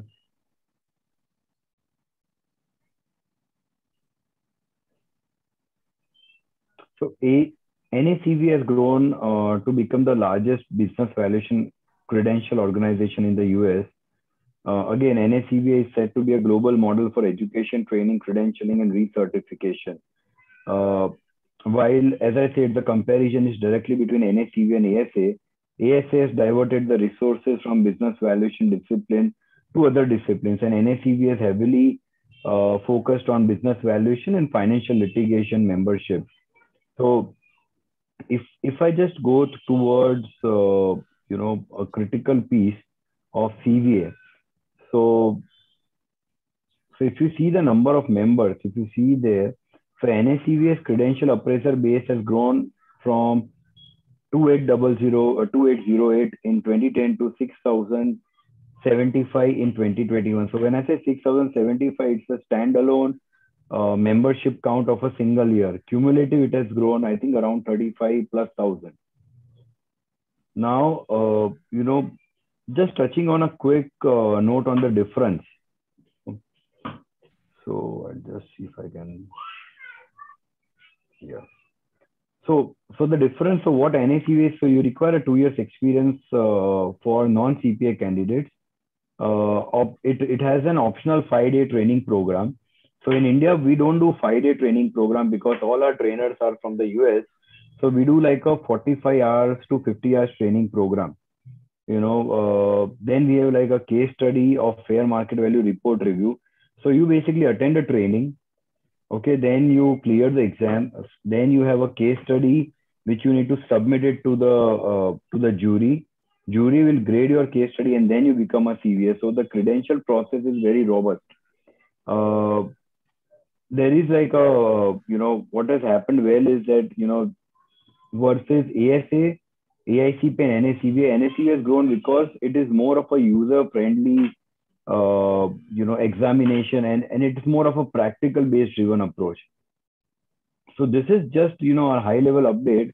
I can definitely share this with everyone, after the session, which covers, what is CVA, what is ASA, and why CVA is more important these days.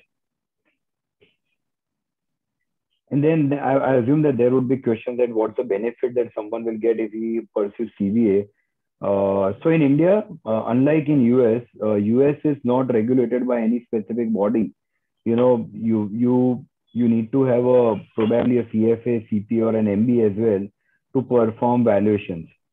And then, the ASAs and CVAs and all those credentials are used as a additional leverage for people to sell their practice or sell their work in the industry.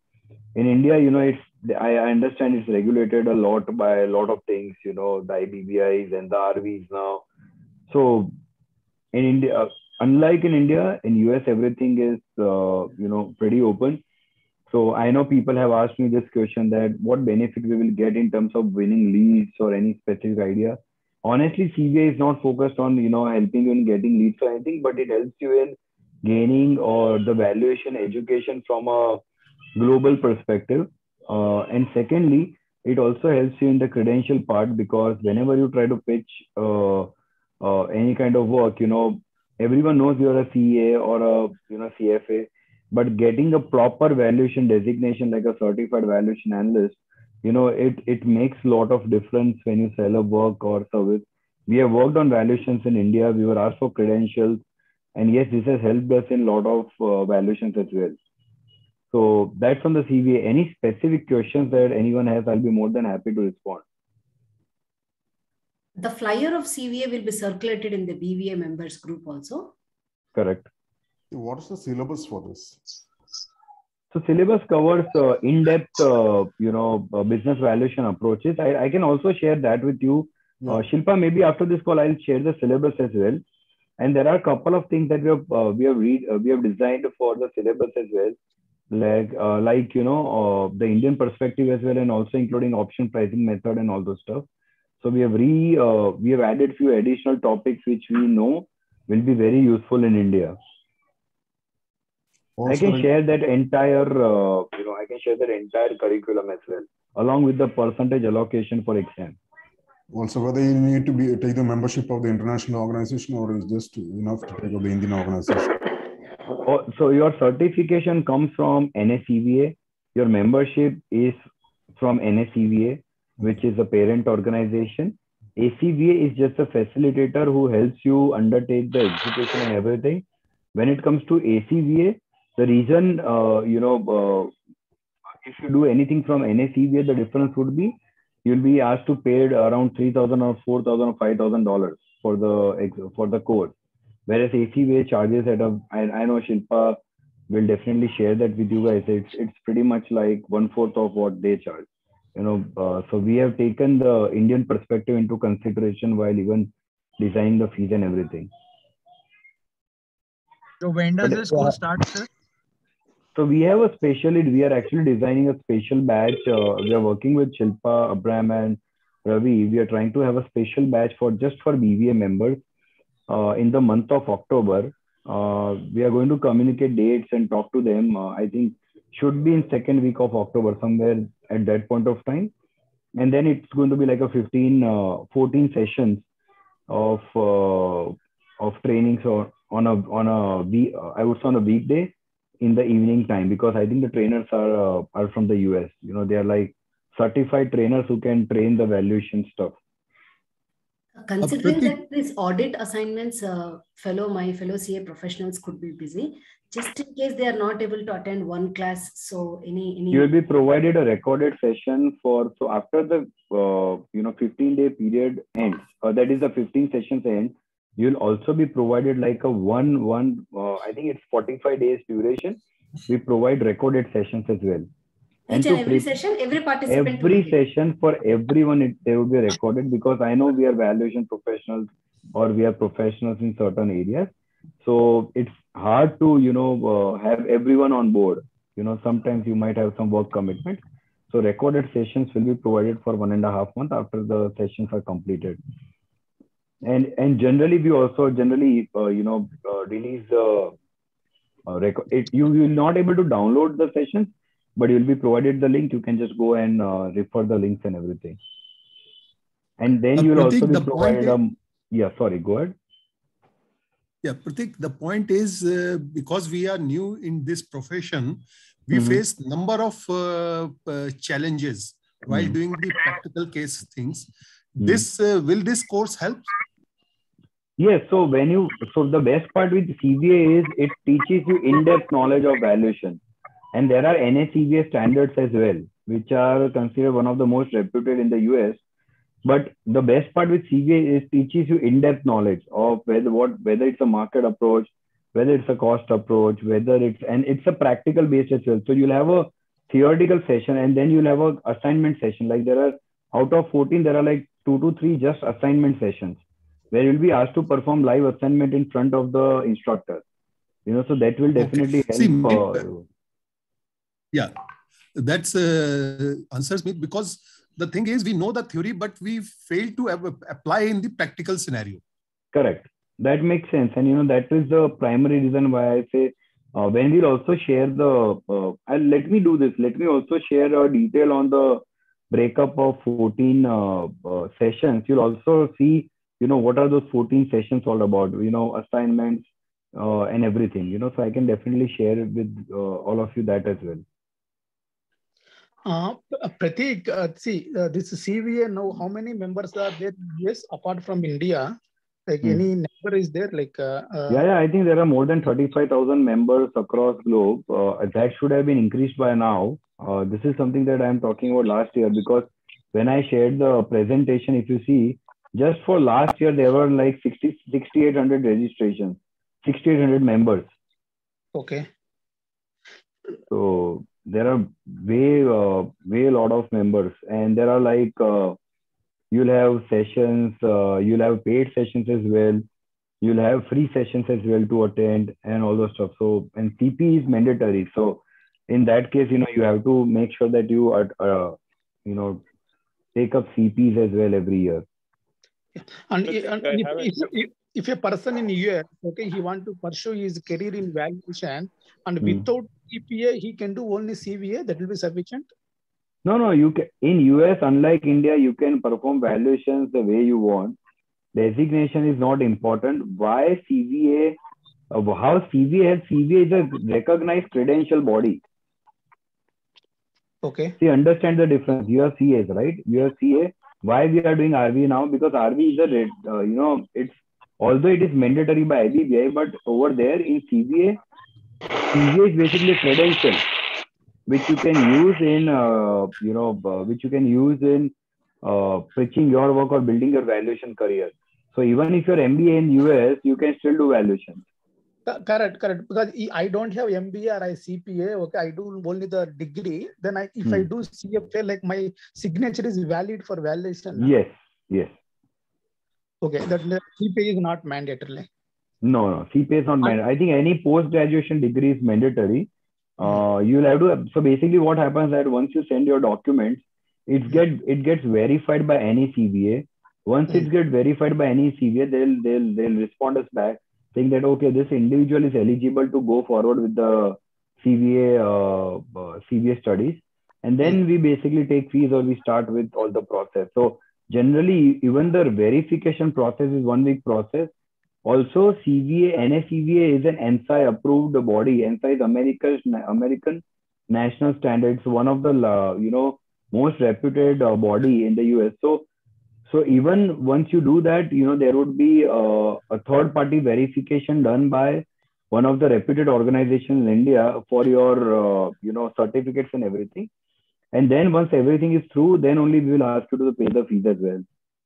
Okay. And a company need valuation in US, sitting in India, I can sign it, or again they need only the CVA who has done in the US? As of now, there are a lot of Indians who do that. So very straightforward answer. There are a lot of individuals who do that.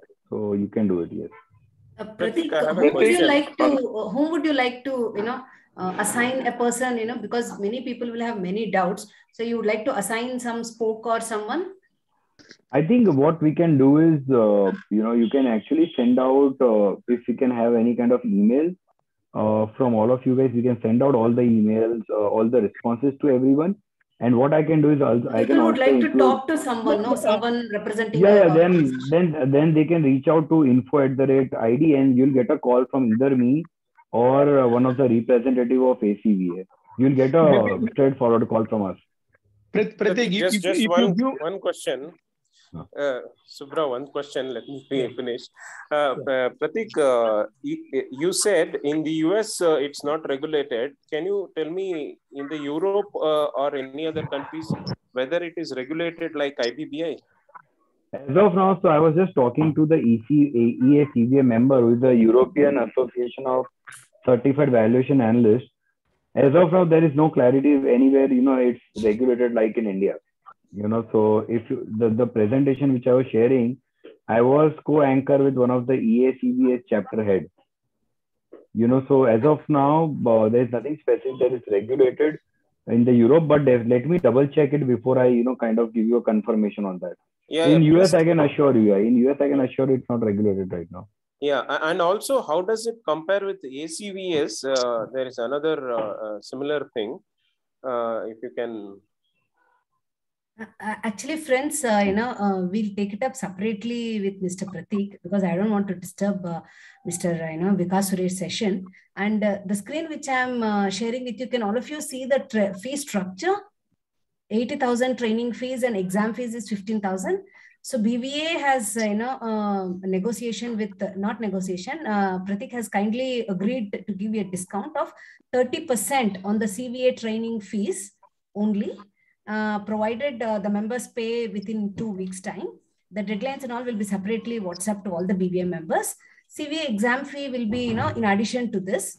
And in case, any person, BVA members pays beyond after this 2 weeks deadline, 20% discount will be offered. All of this will be separately messaged to all of you. For now, I'll request, Mr. Pratik, we will separately get in touch with you. Please share the email ID. Yeah, what I can just to end up the session, what I can do is, if anyone has any questions, just drop us an email. Next week we can have a session, a quick. Whoever is interested, we can arrange a Zoom meeting for all of them, and we can address all the questions, answers that you guys have. And I'll try to bring the US counterpart as well on the call, just to make sure if there anything specific that you guys have, we can definitely respond on that. That is a good session because many people have more doubts. Sure. Yeah. More than happy. Separate session is used. Yeah, Pratik, because we can't write all in emails. Okay, better to have the Zoom meeting, then we can discuss. Sure. Okay, we can. I'll arrange it next week. I'll coordinate with Shilpa and arrange a quick session next week. Yes, yes. Okay. Over to you, Mr. Vikas. Sorry for all that. Thank you, everyone. Thank you, Vikas. Sorry to take your time. Sorry. No Thanks, problem. Pratik. No problem.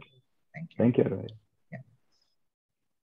So, Vikas, let me just, coming back to your session, one small quick question while you're, yes.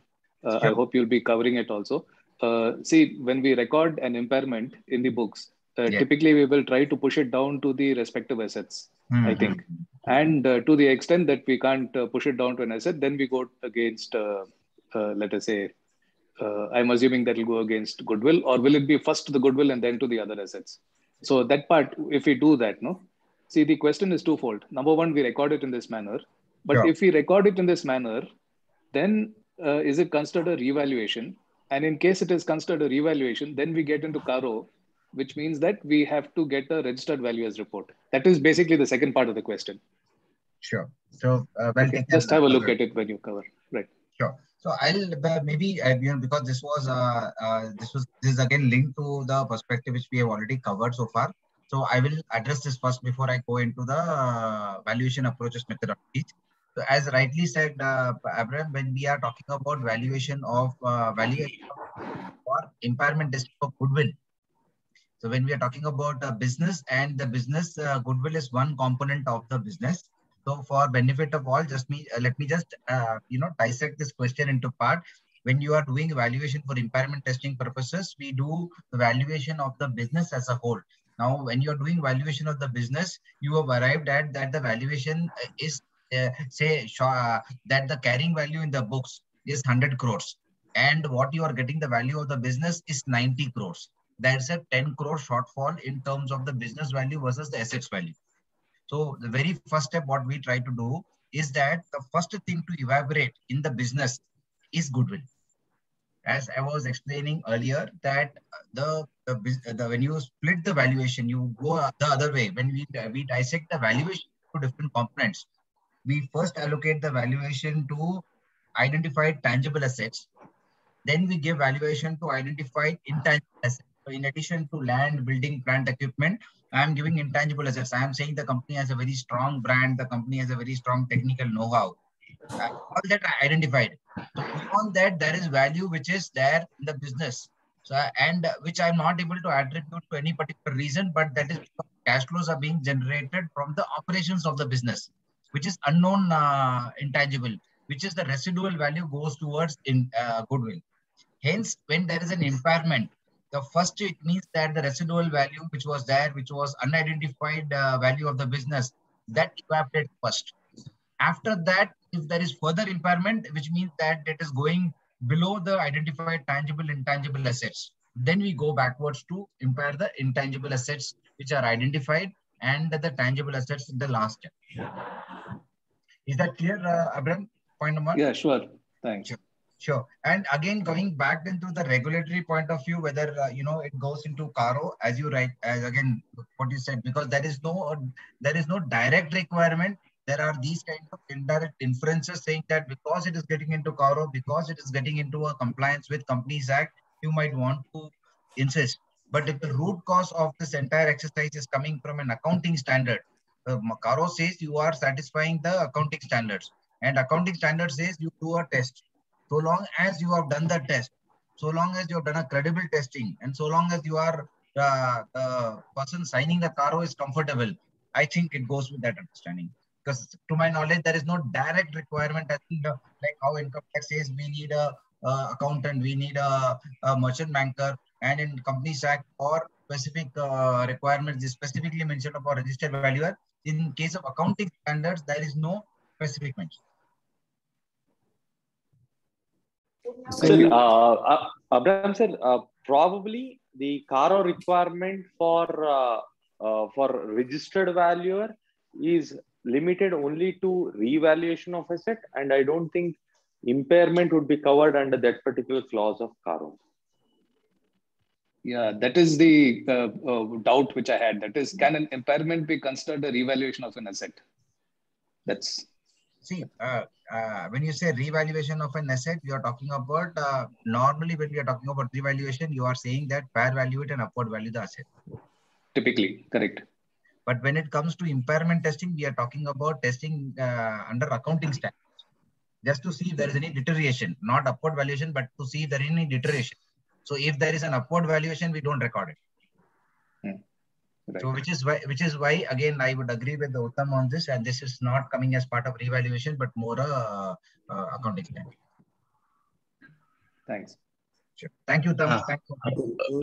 So you just mentioned that the first thing is the goodwill will be evaporated. Now, if the impairment is not consumed by the goodwill, how can you adjust the impairment in the tangible assets with the intangible assets? Sorry, when the goodwill, can you please repeat? No, first thing you said is the goodwill will evaporate. Correct. Okay. Now the total impairment is not consumed by the goodwill. You still have a shortage. Now, if it's an impairment in the tangible asset, where do you adjust it? Sure. See, as you yourself saw that the business components in the valuation are saying unknown. You go from unknown to known components. The most unknown component or the most sensitive component in the business valuation is future prospects. If you are going through an impairment, it means that you have overestimated the prospects of the business. So it evaporates first. After that, you still have impairment. The business has gone below that. It means that some of the identified intangible assets have also evaporated. Because that, the moment the business value goes down, it means that even it is the function of your brand, it is the function of your other intangibles also. So we then go down to see whether any of the other intangibles have to be impaired first. If the valuation is going even below that, it means that it is the business is even lower than what it can fetch from the individual assets. So then we go into revaluating the tangible fixed assets to see that if the valuation is not even equivalent to the value of tangible fixed assets, which means that if you are saying a plant is worth 100 crores, but your asset value or the valuation is coming to 80 crores, which means the assets are not worth that 100 crores at the business. So you go back and reevaluate the tangible assets to see if you need to impair them. So they come in the last, because typically you say that tangible assets are more marketable and realizable.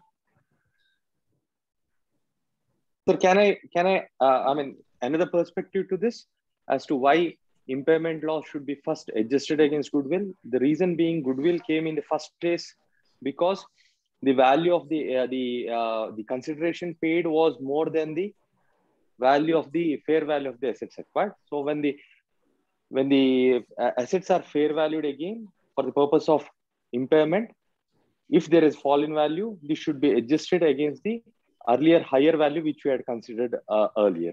So that's the reason why goodwill should be first impaired, should be first adjusted, even if the impairment loss is arising from the impairment of tangible assets.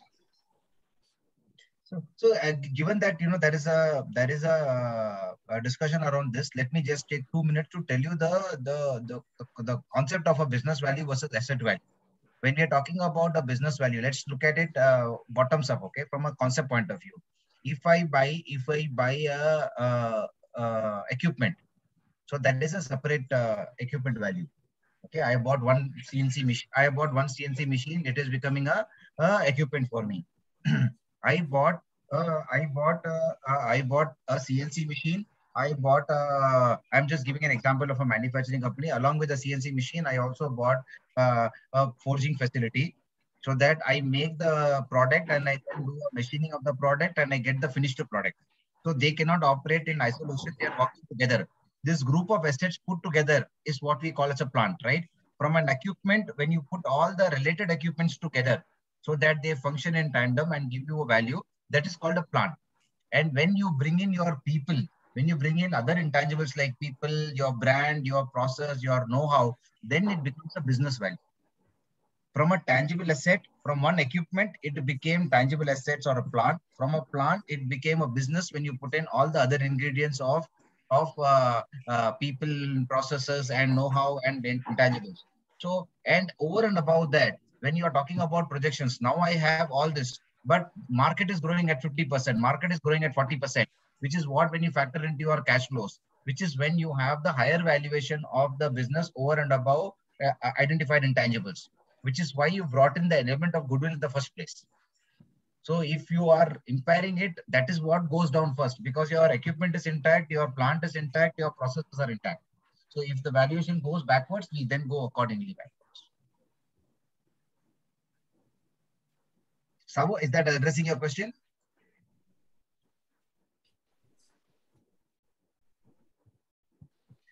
Yeah, I think let's move on. Yes, ma'am. Okay, so now moving forward from where we left, so till here we saw the impairment testing valuation and who are the key stakeholders. Now, what are the various types of valuation? So when I've just listed on a few, need not be exhaustive. But when in my experience we have done valuation, typically you would have done valuation for any of these situations.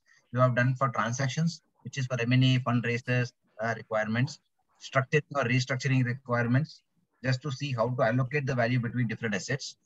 For financial reporting purposes, which we are discussing right now. For regulatory purposes, tax, FEMA, SEBI, all that. For board's internal evaluation, many times the board wants to do a strategy. At that point of time, also we have stepped in to say that, okay, in this strategy, you create value, in that other alternate strategy, you don't create value. So just as an example, when, in a particular situation, we saw that the company is going to go for a IPO. And 6 months before the IPO, they had just asked us to do an internal evaluation to say where they stand.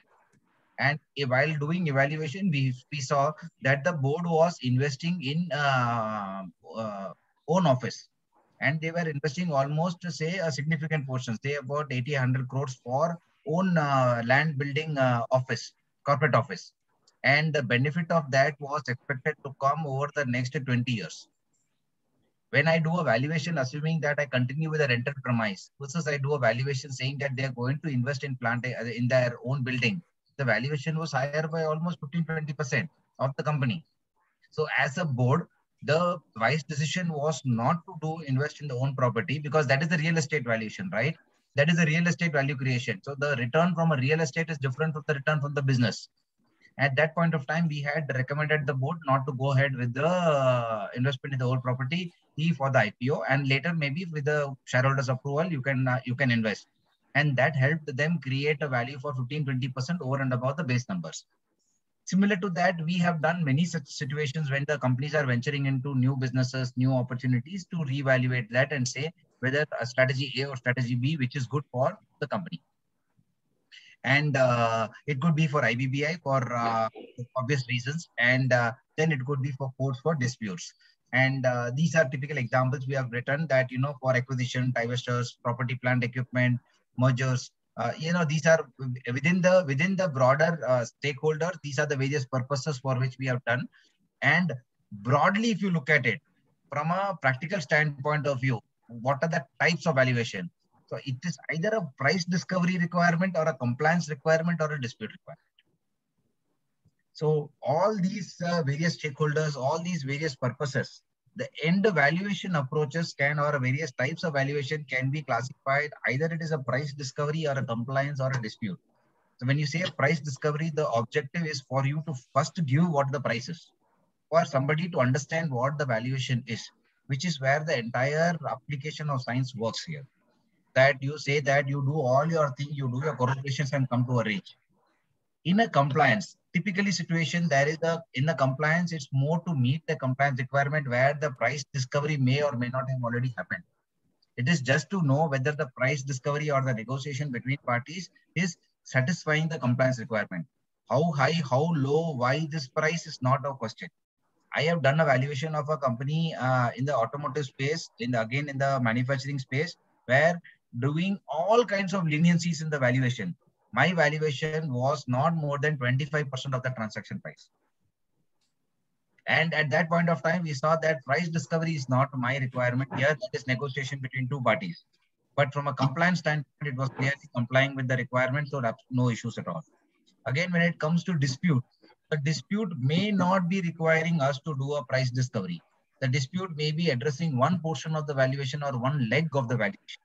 So maybe at that point of time, we have to understand the core objective of the exercise and what is the key problem statement, and we are addressing that. So then the approaches vary based on these three types of valuation.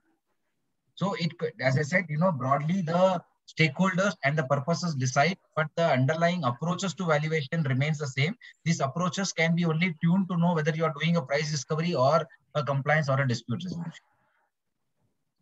So when we are doing impairment testing, needless to say that the whole objective where the fiduciary reviewer wants from you is the price discovery. He wants to know whether the underlying business is worth what it is.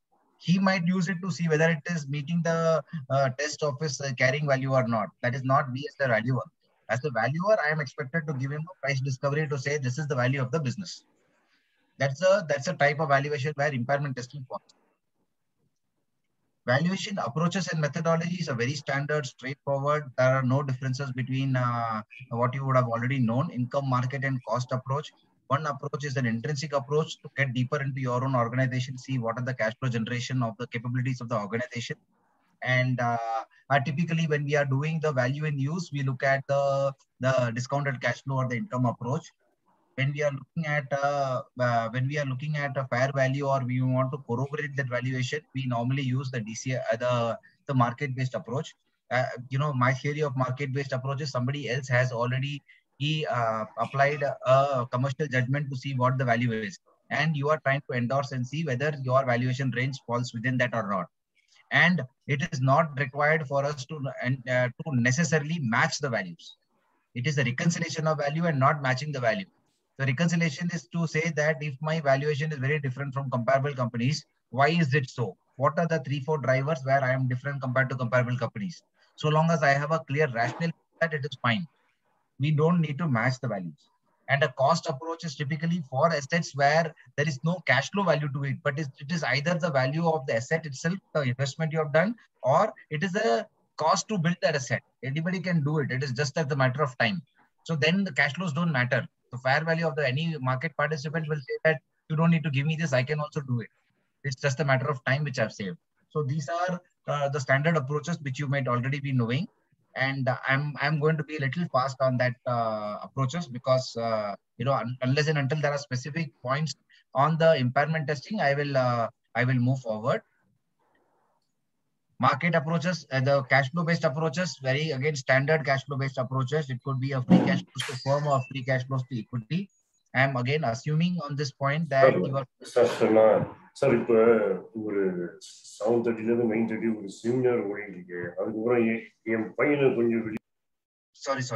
Can you please repeat the question? Not hear you. No, that was a wrong. Someone was talking on their phone. Okay. So the methodologies, again, you might already be familiar with free cash flows to equity and free cash flows to firm. If you are doing the valuation at the firm or the enterprise level, irrespective of the stakeholders, the equity or debt stakeholders. In other words, if you are doing the asset side of the valuation, which is NFA and NWC, then we get the valuation at enterprise value level, which was the first poll question you all answered. And that is where the point is, if you're doing it for all stakeholders, it is enterprise value. And hence that enterprise value would mean that you're doing the value of total assets. And from the total assets, if you have already addressed the requirements of specific debt holders and specific lenders, then what you are giving the residual value to what is available to equity shareholders, that is the equity value, and that is equivalent to net worth sitting in your books. So from an impairment testing standpoint, if you are referring enterprise value of the business, please compare it with total assets and see if there are any deterioration. If you're doing an equity value, please do it with a net worth. And which method to use when, I think again this is a subject which you all may be familiar with, that there are situation specific or project specific situations when you refer to free cash flows to equity, but otherwise broadly, if you are like any other market participant, you are expected to reach the debt equity ratio of a market participant, then we follow the free cash flows to firm. And if you're okay, shall I launch the poll also while you're discussing? Yes, please.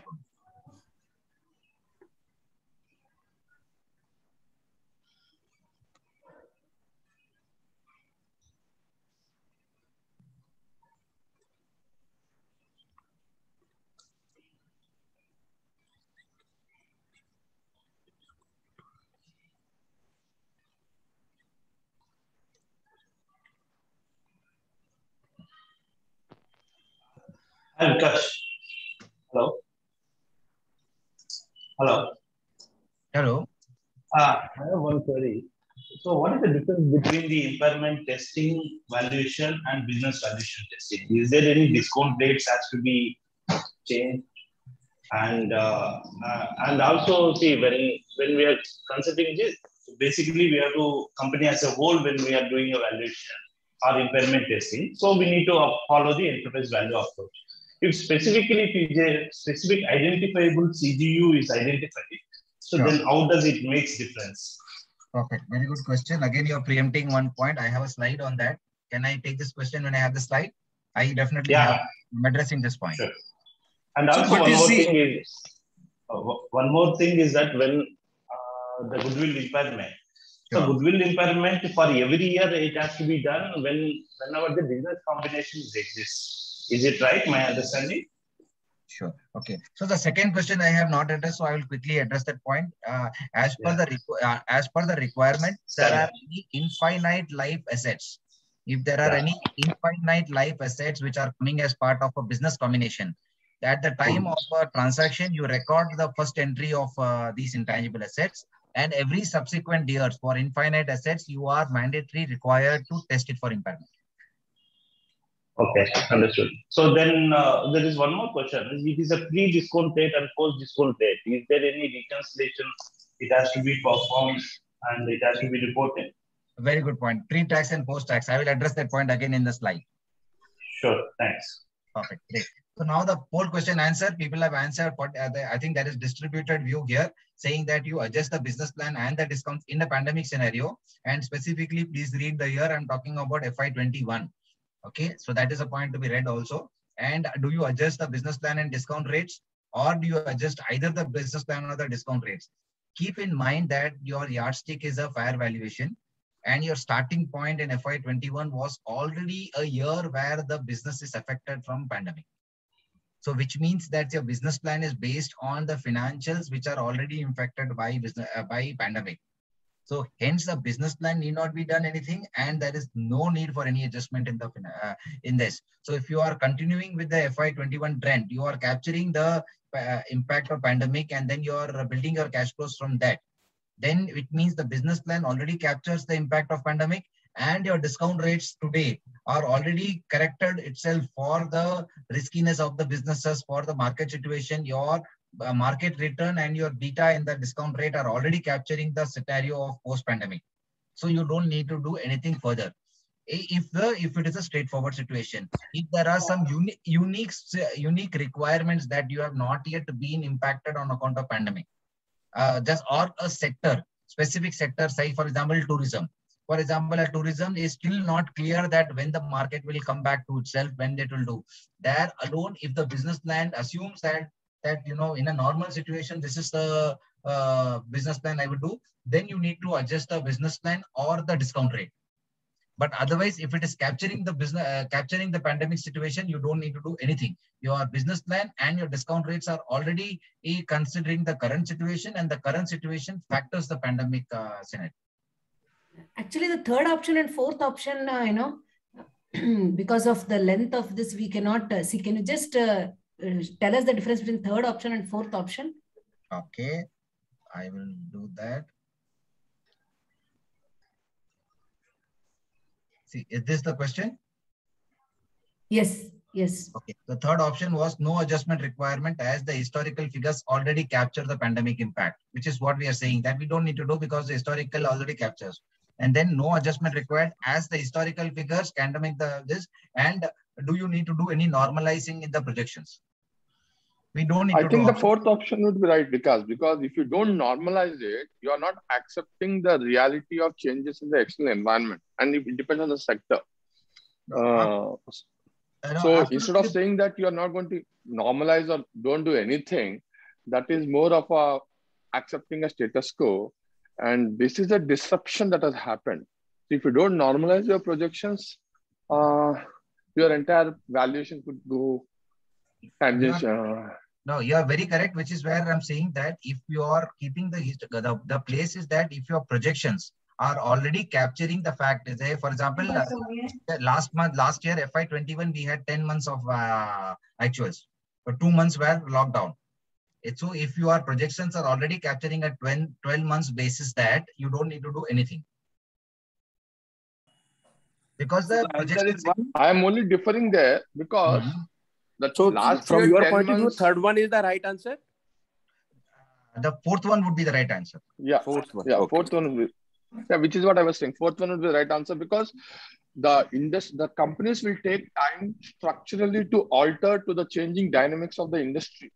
So because of that, the previous 10 months would not be able to capture the going trend, and therefore the projections have to be normalized, keeping in view the forward likely absolutely. Events. Yeah, absolutely. I was just reading out the question because she said you were not able to read. I was reading out point C and D. Sorry. Okay. Sorry. Yeah. Okay. So I'll Shilpa, can I go back to the presentation? Yes, please. Yeah. So you will have to give me a minute. So we reached a situation here where we were looking at the approaches. The approaches are very straightforward.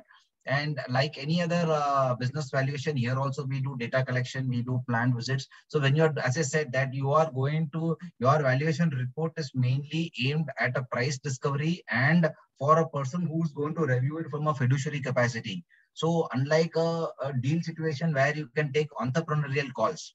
So somewhere, okay, market growth, we can make an estimate and move forward. But in a case of impairment testing, because it is going to be used by another person who again has to be reportable or answerable to third parties, we try to get as many backups as possible for each of these areas. So from a impairment testing point of view, normally I do a little more legwork in terms of plant visits, in terms of retailing there, because the fact that it has come to you, it means that, you need to be going down and doing some level of diligence in the entire exercise, in the entire process. So if the management is saying that we are utilizing the capacity of 60%, I would rather go there and see the plant to see the plant has enough utilization levels for me to get comfort that what they're saying is right. And situations where they say that the plant is running, you go there and see that the plant is completely shut down for some reason. So then that is an obvious situation we have missed out. So I try to do that. Only key place of difference in case of impairment testing versus a normal fair valuation is when you do value in use approach, you cannot take incremental capex for your projections, which means that you have to run the business in the current state of its operations.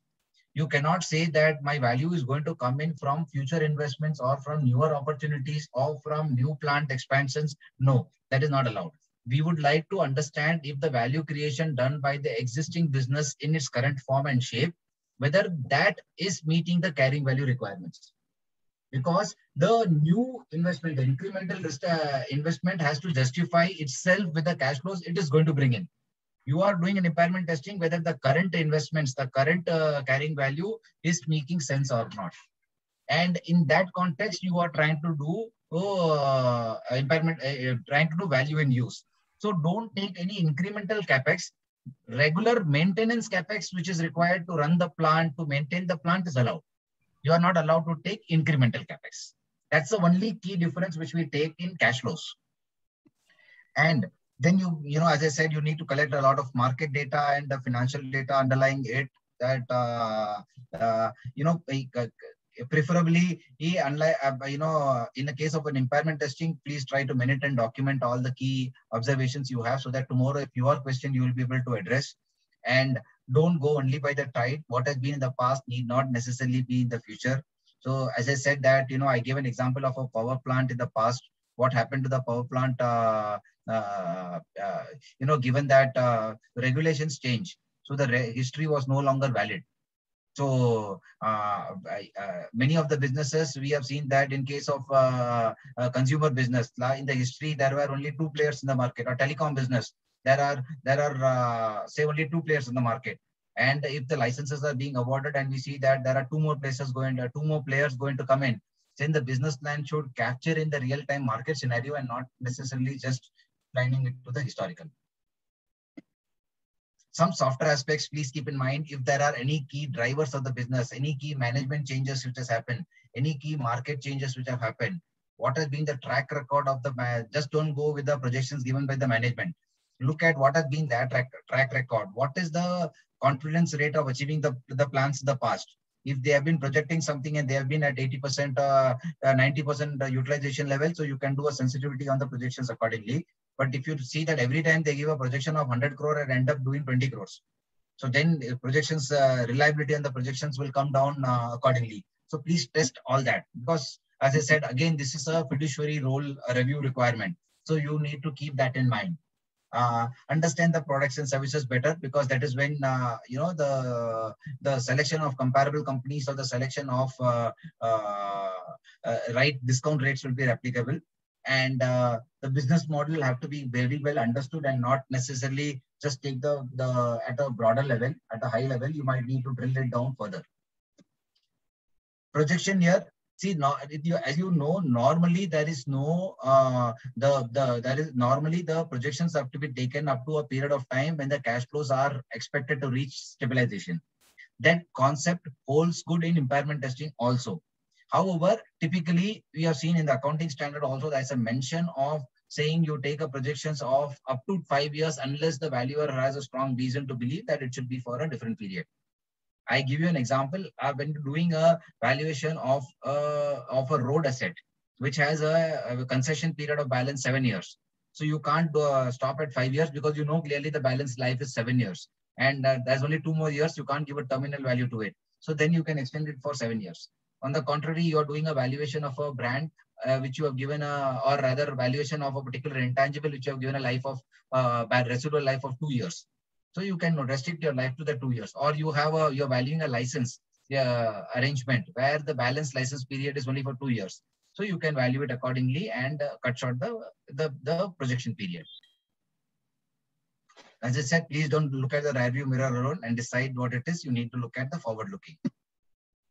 It is a decision-making requirement, so keep that in mind. From a discount rate point of view, the components are very standard, which is there for any other discount rate, which is you take if you are doing an enterprise valuation, you take the weighted average cost of capital, which is a mix of debt and equity, and weighted by its due expected debt equity ratio. And if it is a cash flows to equity, then you do it at the equity rate. One element here, the question which was raised is, in case of impairment testing, there is a requirement, or the act mentions of testing the impairment on a pre-tax basis. So from a modeling standpoint of view, we have also gone through some global reviews and global testing. From a model point of view, nobody knows the pre-tax. You can do a cash flows on a pre-tax basis, but to get the discount rates on the pre-tax basis, there is no secondary research, there is no secondary data available. And the science around it is saying that that if you are doing on a pre-tax and a post-tax basis, the valuation remains the same. It is only you have to adjust your cash flows and return accordingly, because the underlying business value remains the same. So when we do that, what we have done is we have normally worked on a post-tax basis, then removed the taxes from the numerator, which is your cash flows, and reverse work the discount rate to identify at what discount rate you are getting the same valuation which you got on a post-tax basis. So the concept remains the same, that if you take pre-tax, you will take the pre-tax discount rate, you will get a value. If you take post, will get a post-tax value. Both should be the same because the tax flows have to be adjusted both in cash flows and your discount rate. So this is the test we have done, and this has broadly been accepted globally, not only in India, globally across all auditors. We have seen that this will be an acceptable approach from a modeling point of view. So we end up giving a post-tax valuation only, saying that this is what it is. Again, the theory behind that is that when you are heading for an impairment, which means the business is not realizing the value of its profits. So when it is the case, typically you would be in a loss scenario where the impairment testing has got triggered. So that being the case, where is the question of you paying taxes? So they want you to see that it is before any tax implications, what is the value of the business on a standalone basis. Then look at appropriation factors like taxes. So cost of debt, cost of equity, unless there are specific questions which I will take towards the end, cost of capital remains the same. We are doing cost of equity on one side, cost of debt on the other side, and doing a weighted average of the two to arrive at a cost of capital. Again, this reference material will be available to you all, so you can look at it. Risk rate of return is the government bonds. Risk premium is nothing but what is the premium over and above risk-free rate of return, which the market is paying today. And typically when you say market, if you're valuing an Indian company, you'll say what is the stock market return over a long period of time. And that means that risk premium captures the riskiness of investment in the market over and above the risk-free rate of return. So that is a risk premium. And then I'm actually going a little quicker on these topics because the idea is not to go into the valuation approaches methodologies, but more specific to impairment testing. So the beta again is a very standard subject of beta. The concept of beta remains the same. It is nothing but an unsystematic, or rather the systematic risk underlying the business. So which is be the industry factors applicable to all players in the industry, be it the debt equity factors applicable to all players in the industry, be it the leverage factors in the industry. For example, a commodity industry like a salt or an FMCG industry might have a lower beta compared to that of a telecom business or a IT business, which is expected to have a higher riskiness in the business and a higher leverage, hence a higher beta there. So from a discount rate point of view, you took the risk-free rate of return, added the premium if you had to invest in a stock market. From that, you adjusted that because you're not investing in the entire stock market, you are investing in one particular sector of the business. So by doing adjustment for beta, you arrived at the sector. But in addition to that, you are not investing in the entire sector. You are investing in a particular company or a business. So how do you address that? Is you do the unsystematic risk underlying the business is captured through alpha. So you start with risk-free, you add the premium to invest in the entire market, you adjust that premium, you are not investing in the market, but adjust that premium to arrive at value of the return for the sector, but you are not investing in a sector, you are investing in a business. So you adjust it further to arrive at the return expectation from that business. So that's what the alpha, and it could be for various unsystematic risks, which are very specific to the business. So which are not captured through beta, which are not sector common to all the players in the sector. Terminal value at the end of the forecast period, which we saw, we attach a terminal value, which is it could either be a standard Gordon growth model. If the business has reached a stabilization stage, you see that the business is expected to further grow for a couple of years more at aggressive rate and then reach a stable level. So you can give a hedge model is what we call, where for a few years after the explicit forecast period, the company continues to grow aggressively. And beyond that, you give a standardized growth rate. Or if it is a business where the end of life is reached, then you can give a residual value or a terminal or a realizable value there. So these are again standard concepts underlying terminal value, nothing specific to impairment testing. Impairment testing follows the same rule. Say you please take the terminal growth rate, take the terminal capex should be almost equivalent to the depreciation so that your blocks are intact, and cross-check that with an exit multiple to see that, broadly the exit valuations are in line with the multiples. I've given a case study example, leaving it to you. Say standard straightforward, free cash flows to the firm. You start with revenue, look at the EBITDA, you look at what are the taxes coming out of that, you arrive at the free cash flows to the firm, adjust it for the period factors, you arrive at valuation for 5 years, which is the primary value. end of the primary value, you get to a terminal value. So both put together, you arrive at the enterprise value. And we typically do a sensitivity range, like what we discussed initially. We might do a sensitivity range to arrive at a range of valuation. And this again, further to analyze the valuation of enterprise value, we do some hash splitting there to say what are the value coming in from existing business, existing products, new products, expansion and all that, so that we know that where the sensitivity lies. And the reviewer is comfortable with the point of risk he's taking.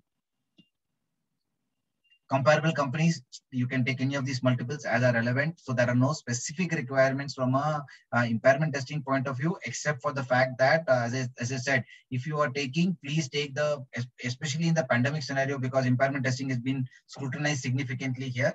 So if you are taking like how we spoke about DCF, if you are taking multiple based approach, if the EBITDA you are taking trailing EBITDA without adjusting it, then you are going to take the same multiple which is there in the market. Don't do the mistake of adjusting the EBITDA also, normalizing and normalizing your multiple also. Then you will be double counting the impact of valuation here. Mr. Vikas, I'm getting a request from the participants that, till now, more or less, we are of the understanding that, it's the same like normally what we do. So would you like, if it's okay, if you don't have any NDA issues, to run an impairment valuation report? If it's okay, you can just consider it to show us, how a normal valuation report and this could be, where and all it is different. Now we are coming to a conclusion that more or less it's similar. It is very similar. I think as you said, I don't have a model report because all my valuations are covered with NDAs. I can't even show the names. Okay, so you can just mention where and all differences in your reporting also. Sure. So as I said, in the reporting, wherever I have highlighted in red, if you notice most of the places wherever I have seen, wherever there are differences, I have highlighted in red. Say for example, in this case, where typically how you do a valuation report, you give your forecast. In that, only specific point to mention is that forecast captures the maintenance capex and it does not capture any incremental capex. And when we are talking about cash flows, we specifically mentioned that we have done it on a post-tax basis, and there are no differences between the end result between post-tax and pre-tax. These are the two places in impairment testing valuations which we have given. Other than that, nothing else varies in our impairment testing valuation. We do the exact same process, same exercise, same valuation which we do for any other valuation. Sir, in the case of impairment testing for a particular asset and not the business, sure. If you use the DCF method, what discount rate should we take? Should we take the weighted average cost of capital, which would not be reflective of the risks pertaining to the same as of a particular asset? I mean, do we use DCF method for testing the impairment for a particular asset? When you say asset, maybe if you can be specific, what asset are we looking at? Are we looking at tangible asset you are talking about? Or are you talking about yes. Tangible asset? Tangible, yeah. Tangible assets, typically we don't use a cash flow based approach. Unless you are, again, the moment you use cash flow based approach, you are valuing the business as a whole. You are using a combination of these assets to test the impairment, right? So if you are testing for any specific asset, it is normally a cost based or a replacement cost approach. Thanks, sir. Sure. So you can, Vicky, you can all look at the poll. I think the next question is coming. I'll request that, please allow me to run all the polls continuously so that, already we have crossed the scheduled time. So people are requesting for, polls to be answered. Sure. Hi, Vikas, one more clarification. So when you're considering the value in use, sure. So the additional capex has not been considered. But what about the fair value less cost to sell? In that, so that is the market participant approach, you are allowed to use it, and which is where the auditors or the fiduciary reviewers will qualify in the reporting. We have taken fair value less costs. Okay, but normally in a practice, so both it will be considered as value in use which is not available, or maybe how they're considering in practice. So normally, as I understood, this one maybe fair value less cost to sell they will arrive instead of value in use. So, normally, the first preference is to go with the value in use because auditors get the maximum comfort saying that you tell me what is the value on a standalone basis. Because beyond that, when you go to fair value less cost to sell, you are making assumptions that a fair market, that a market participant could have very different value from the same asset. So you are ending up justifying a lot of that. Okay. So that's why they first prefer value in use. So now, I think the poll question, impairment testing is preferred at the consolidated level rather than individual business. It is normally at a individual business level, not at the consolidated level. The preference is to find out where the value gaps are. So if there are 5 businesses and 4 are running well and 1 is not running well, idea would be still to impair the business which is not running well, and not to give the cross subsidization for a good running business and a bad running business. So that's why the concept of CGU comes in place, where the valuation is done at the CGU level, where it is a individual cash generating unit, so which can run on its own. So then if at that level, if there is an impairment testing, we take that and we capture it. So it has to be more at a individual business level. Even at a CGU level, so the same approach we are going to use it? The DCF purpose, same. CGU is nothing but a business, that's it. So, but what about the discount rates? Whatever is applicable to the business is applicable to the CGU. And when I say CGU means, when I say business and CGU, it means that whatever is the discount rate applicable as if that CGU was one entity is applicable. Treat that CGU as a separate entity. Just as an example, if you are valuing HCL today, and HCL gives you 2 business divisions, hardware and software. If you are valuing the hardware CGU, whatever is the discount rate applicable to any hardware company, take the discount rate and because the concept goes this way, the value of the discount rate for the company is nothing but the weighted average consolidation of the discount rates of all the CGUs put together. Lot of judgments is required. Sometimes it will be a common debt which is going to use it. Maybe it is. Yeah, that as I said, it is the weighted average discount rate. So you might need to split the discount rate into various CGUs and then consolidate. Yeah. Maybe segment reporting also it may helpful in terms of allocation. You can take inputs from those segment reportings also to make a decision. Yeah. Thanks. Shilpa, you can take the poll question out. I think I've answered it. It is at the individual level.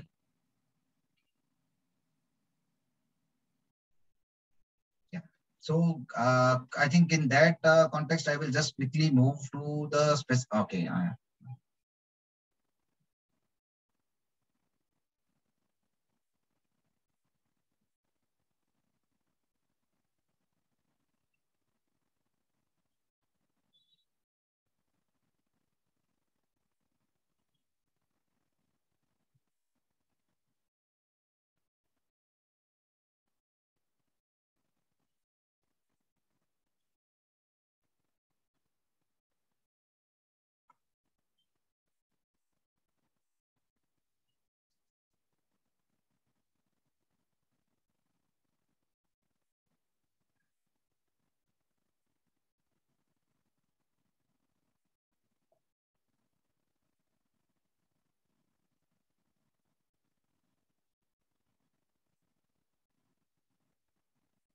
I request the participants to quickly answer the poll questions, considering time. It's almost 10 now. We were scheduled to wind up at 9:30.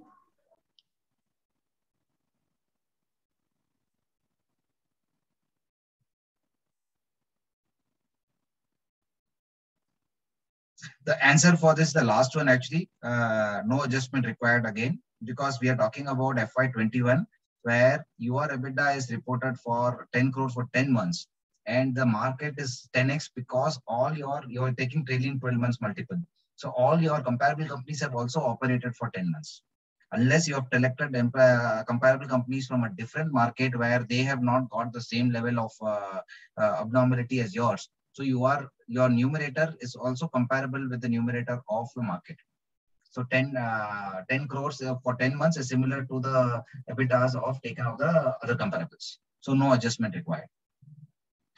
There is a presumption that you're taking that this market multiple is static as of today. It doesn't change over time. So in other words, what you're saying is that prior to the pandemic, there was a different market multiple and now the market multiple has changed. That's a presumption you're making then. No, because it's not an assumption. It's a reality that we are taking the market multiples as on the date, right? So when you are taking that and you're going to do a trailing 10 months, how do you get a multiple? you are dividing the current market cap divided by the EBITDA of the last year, correct? No, the only difference I have is typically when we look at the multiples, any specific uncertain events like a 2008 subprime crisis or any major events happen, the riskiness of the investor's perception about the market tentatively changes during that period. If that multiple is taken only for that period, then it may not reflect the historical on an average what market perceives about the sector. So I would rather not even consider the multiple of that particular year. I would rather take multiple historically how the market has treated that particular sector and the company and use that. So okay, so the maybe what you are saying is also an approach which you can take as an alternative. But again, when you're doing that, then don't take 2021 multiple, don't take 2021 EBITDA.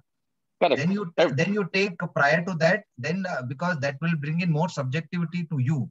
Because post-pandemic, then you are saying, yeah, the underlying assumption is that the EBITDA will go back to 2019 level. True. So as you rightly said, when you are using the word normalization, the events of 21 and both on multiples as well as that should not be looked at. That should be treated as extraordinary items. So again the technique or the theory behind it is that if you normalize both your EBITDA pre-pandemic and your multiple pre-pandemic, and consider the EBITDA post-pandemic with the multiple, they give you the same answer. Sure. Okay. Thank you. Yeah. Because we have done this analysis, we have done this corroboration to see where it matches, it does match. Yeah. Okay. Quickly, the next one which has come, a gas-based power plant is no longer this. How do you treat the valuation? I think consider resale value and that is right. Actually, consider the resale value because the answer says that you're taking that, but higher of the above is the correct, because as per the impairment testing, you can take fair value less cost to sell or value in use, whichever is higher. So if resale value is giving you the higher valuation, that answer is perfectly right. Move on, Shilpa. Yes. Done? This is the last one. Okay.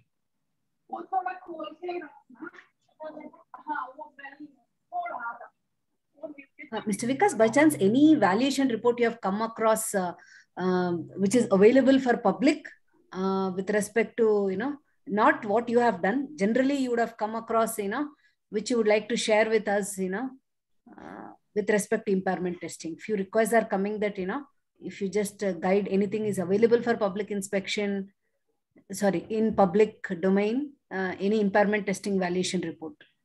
Let me just check, because so far what I've seen is that these all impairment testing valuation reports, even in a 10K valuation, they will only give the broad parameters. The reports don't get published at all. Correct. Basically, it's within the management and mostly given to auditors. Only given to auditors. Okay. It does not go outside the auditors. The auditors are not supposed to be, as I said, it is represented to the auditors also that it is going to be used by them only for reporting purposes. And 99% of the time, they don't even mention of who is valued.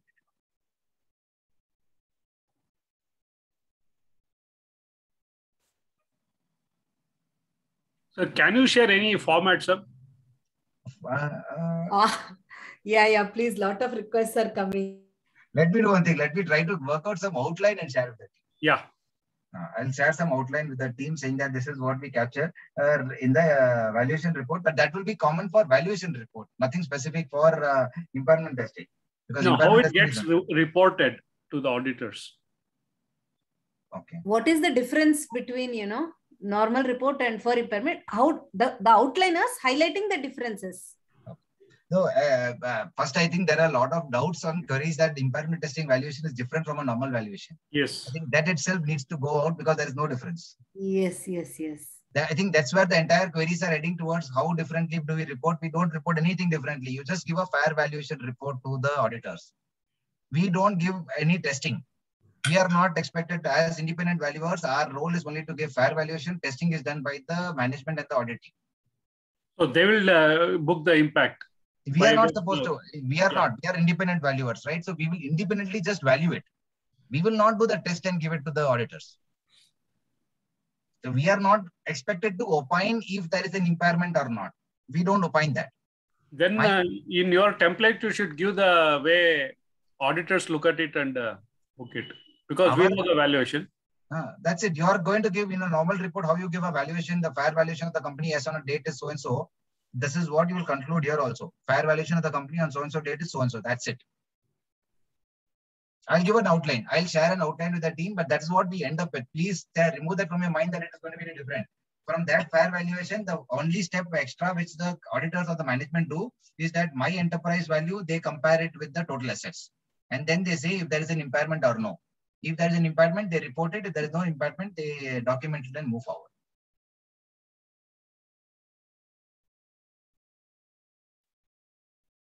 But I will share an outline with the team.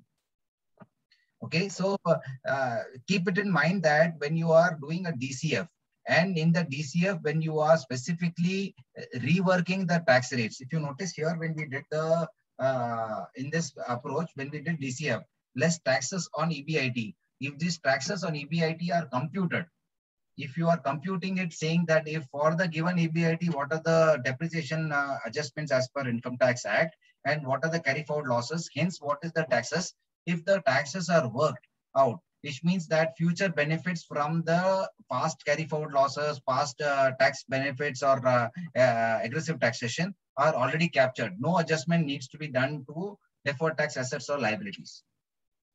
If only that you are not doing a computation, but you have straight taken from the P&L, you have taken out of the effective taxes in the past, and you are replicating those effective taxes, which means that with those effective taxes, the company will additionally enjoy these deferred tax benefits or liabilities. So then you adjust. If you are taking effective taxes directly, then you adjust it. If you are recomputing the taxes, don't need to make any adjustments. So in the given case, given the IT company had already done the reworking of taxes, you don't need to make any adjustment. These are practical nuances because we get a lot of these questions in our impairment testing, specifically because auditors look at it, right? So their accounting knowledge gets merged with our valuation knowledge. So then we have to educate them saying that the cash flows are already capturing, you don't need to add it again.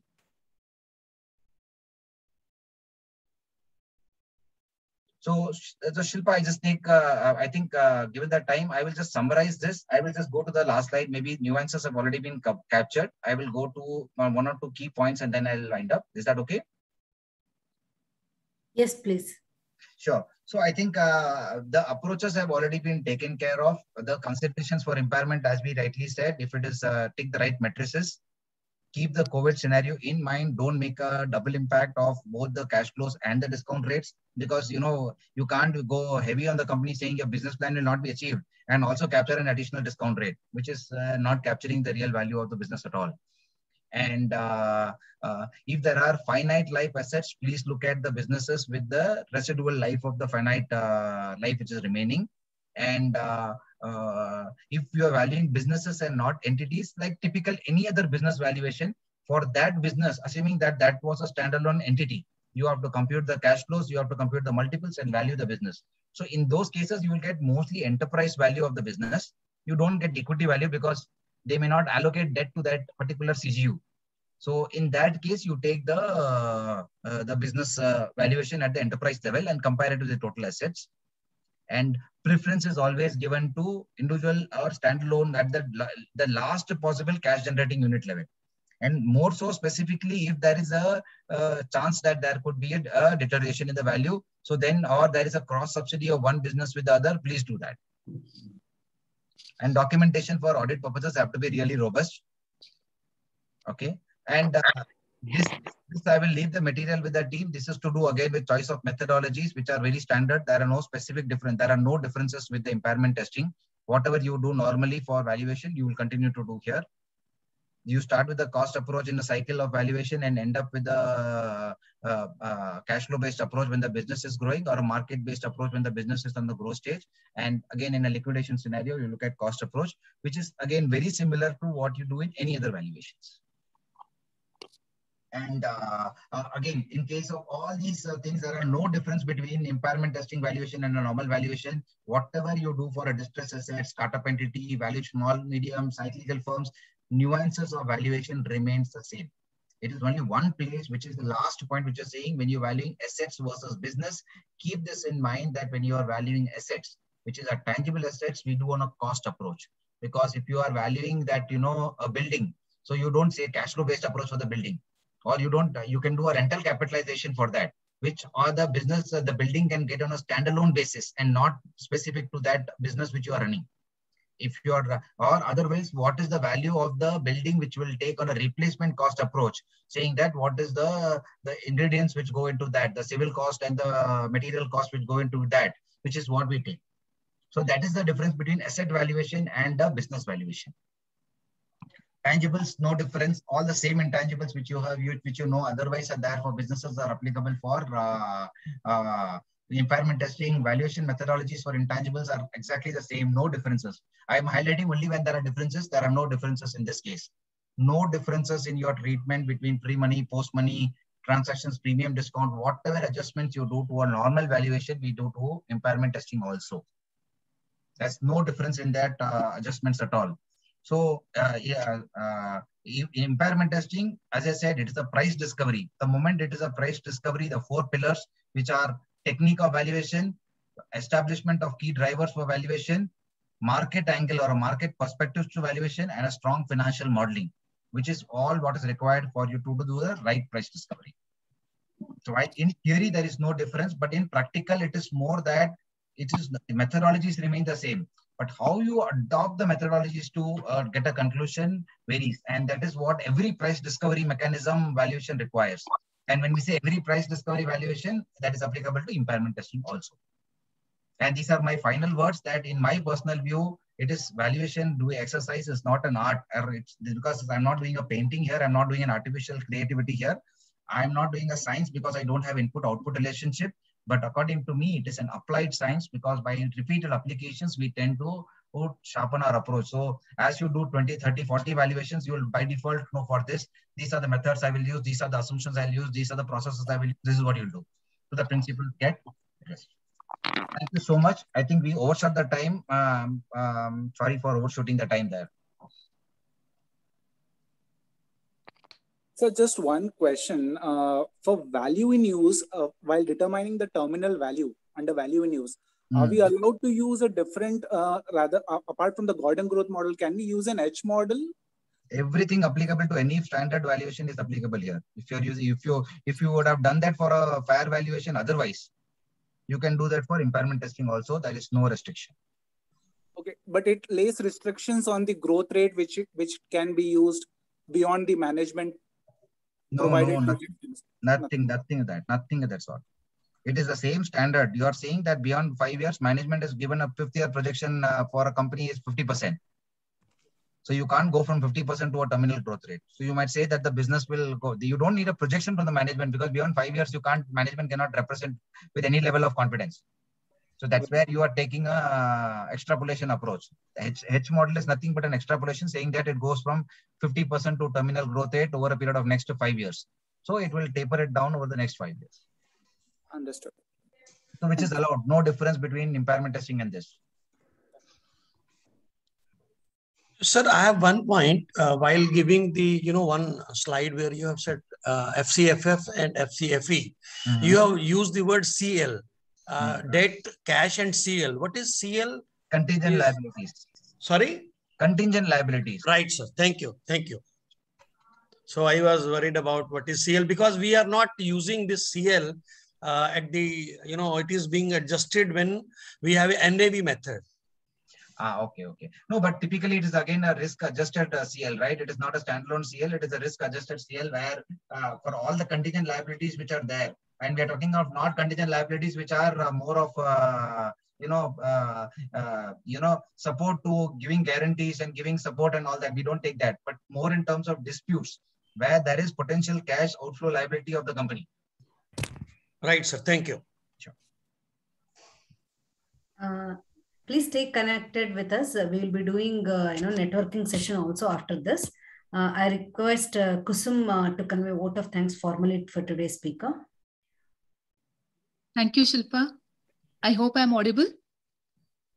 Yeah. Very good morning, BVA members. I take this opportunity to thank Mr. Vikas Suresh for spending his valuable time this morning and walking us through the the nuances in impairment valuation. I think what really caught my attention was all the poll questions that he he had drafted so well laid out, and there is so much of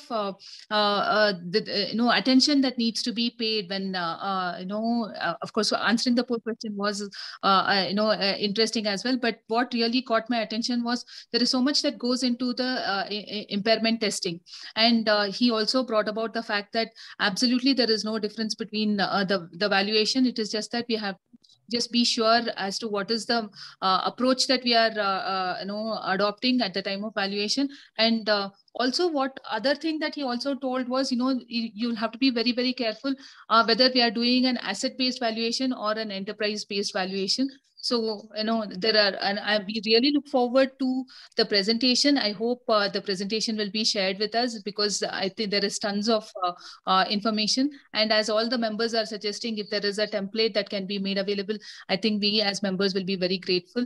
We thank Vikas for his valuable time this morning, and BVA for this opportunity. Thank you very much. Thank you very much, everyone.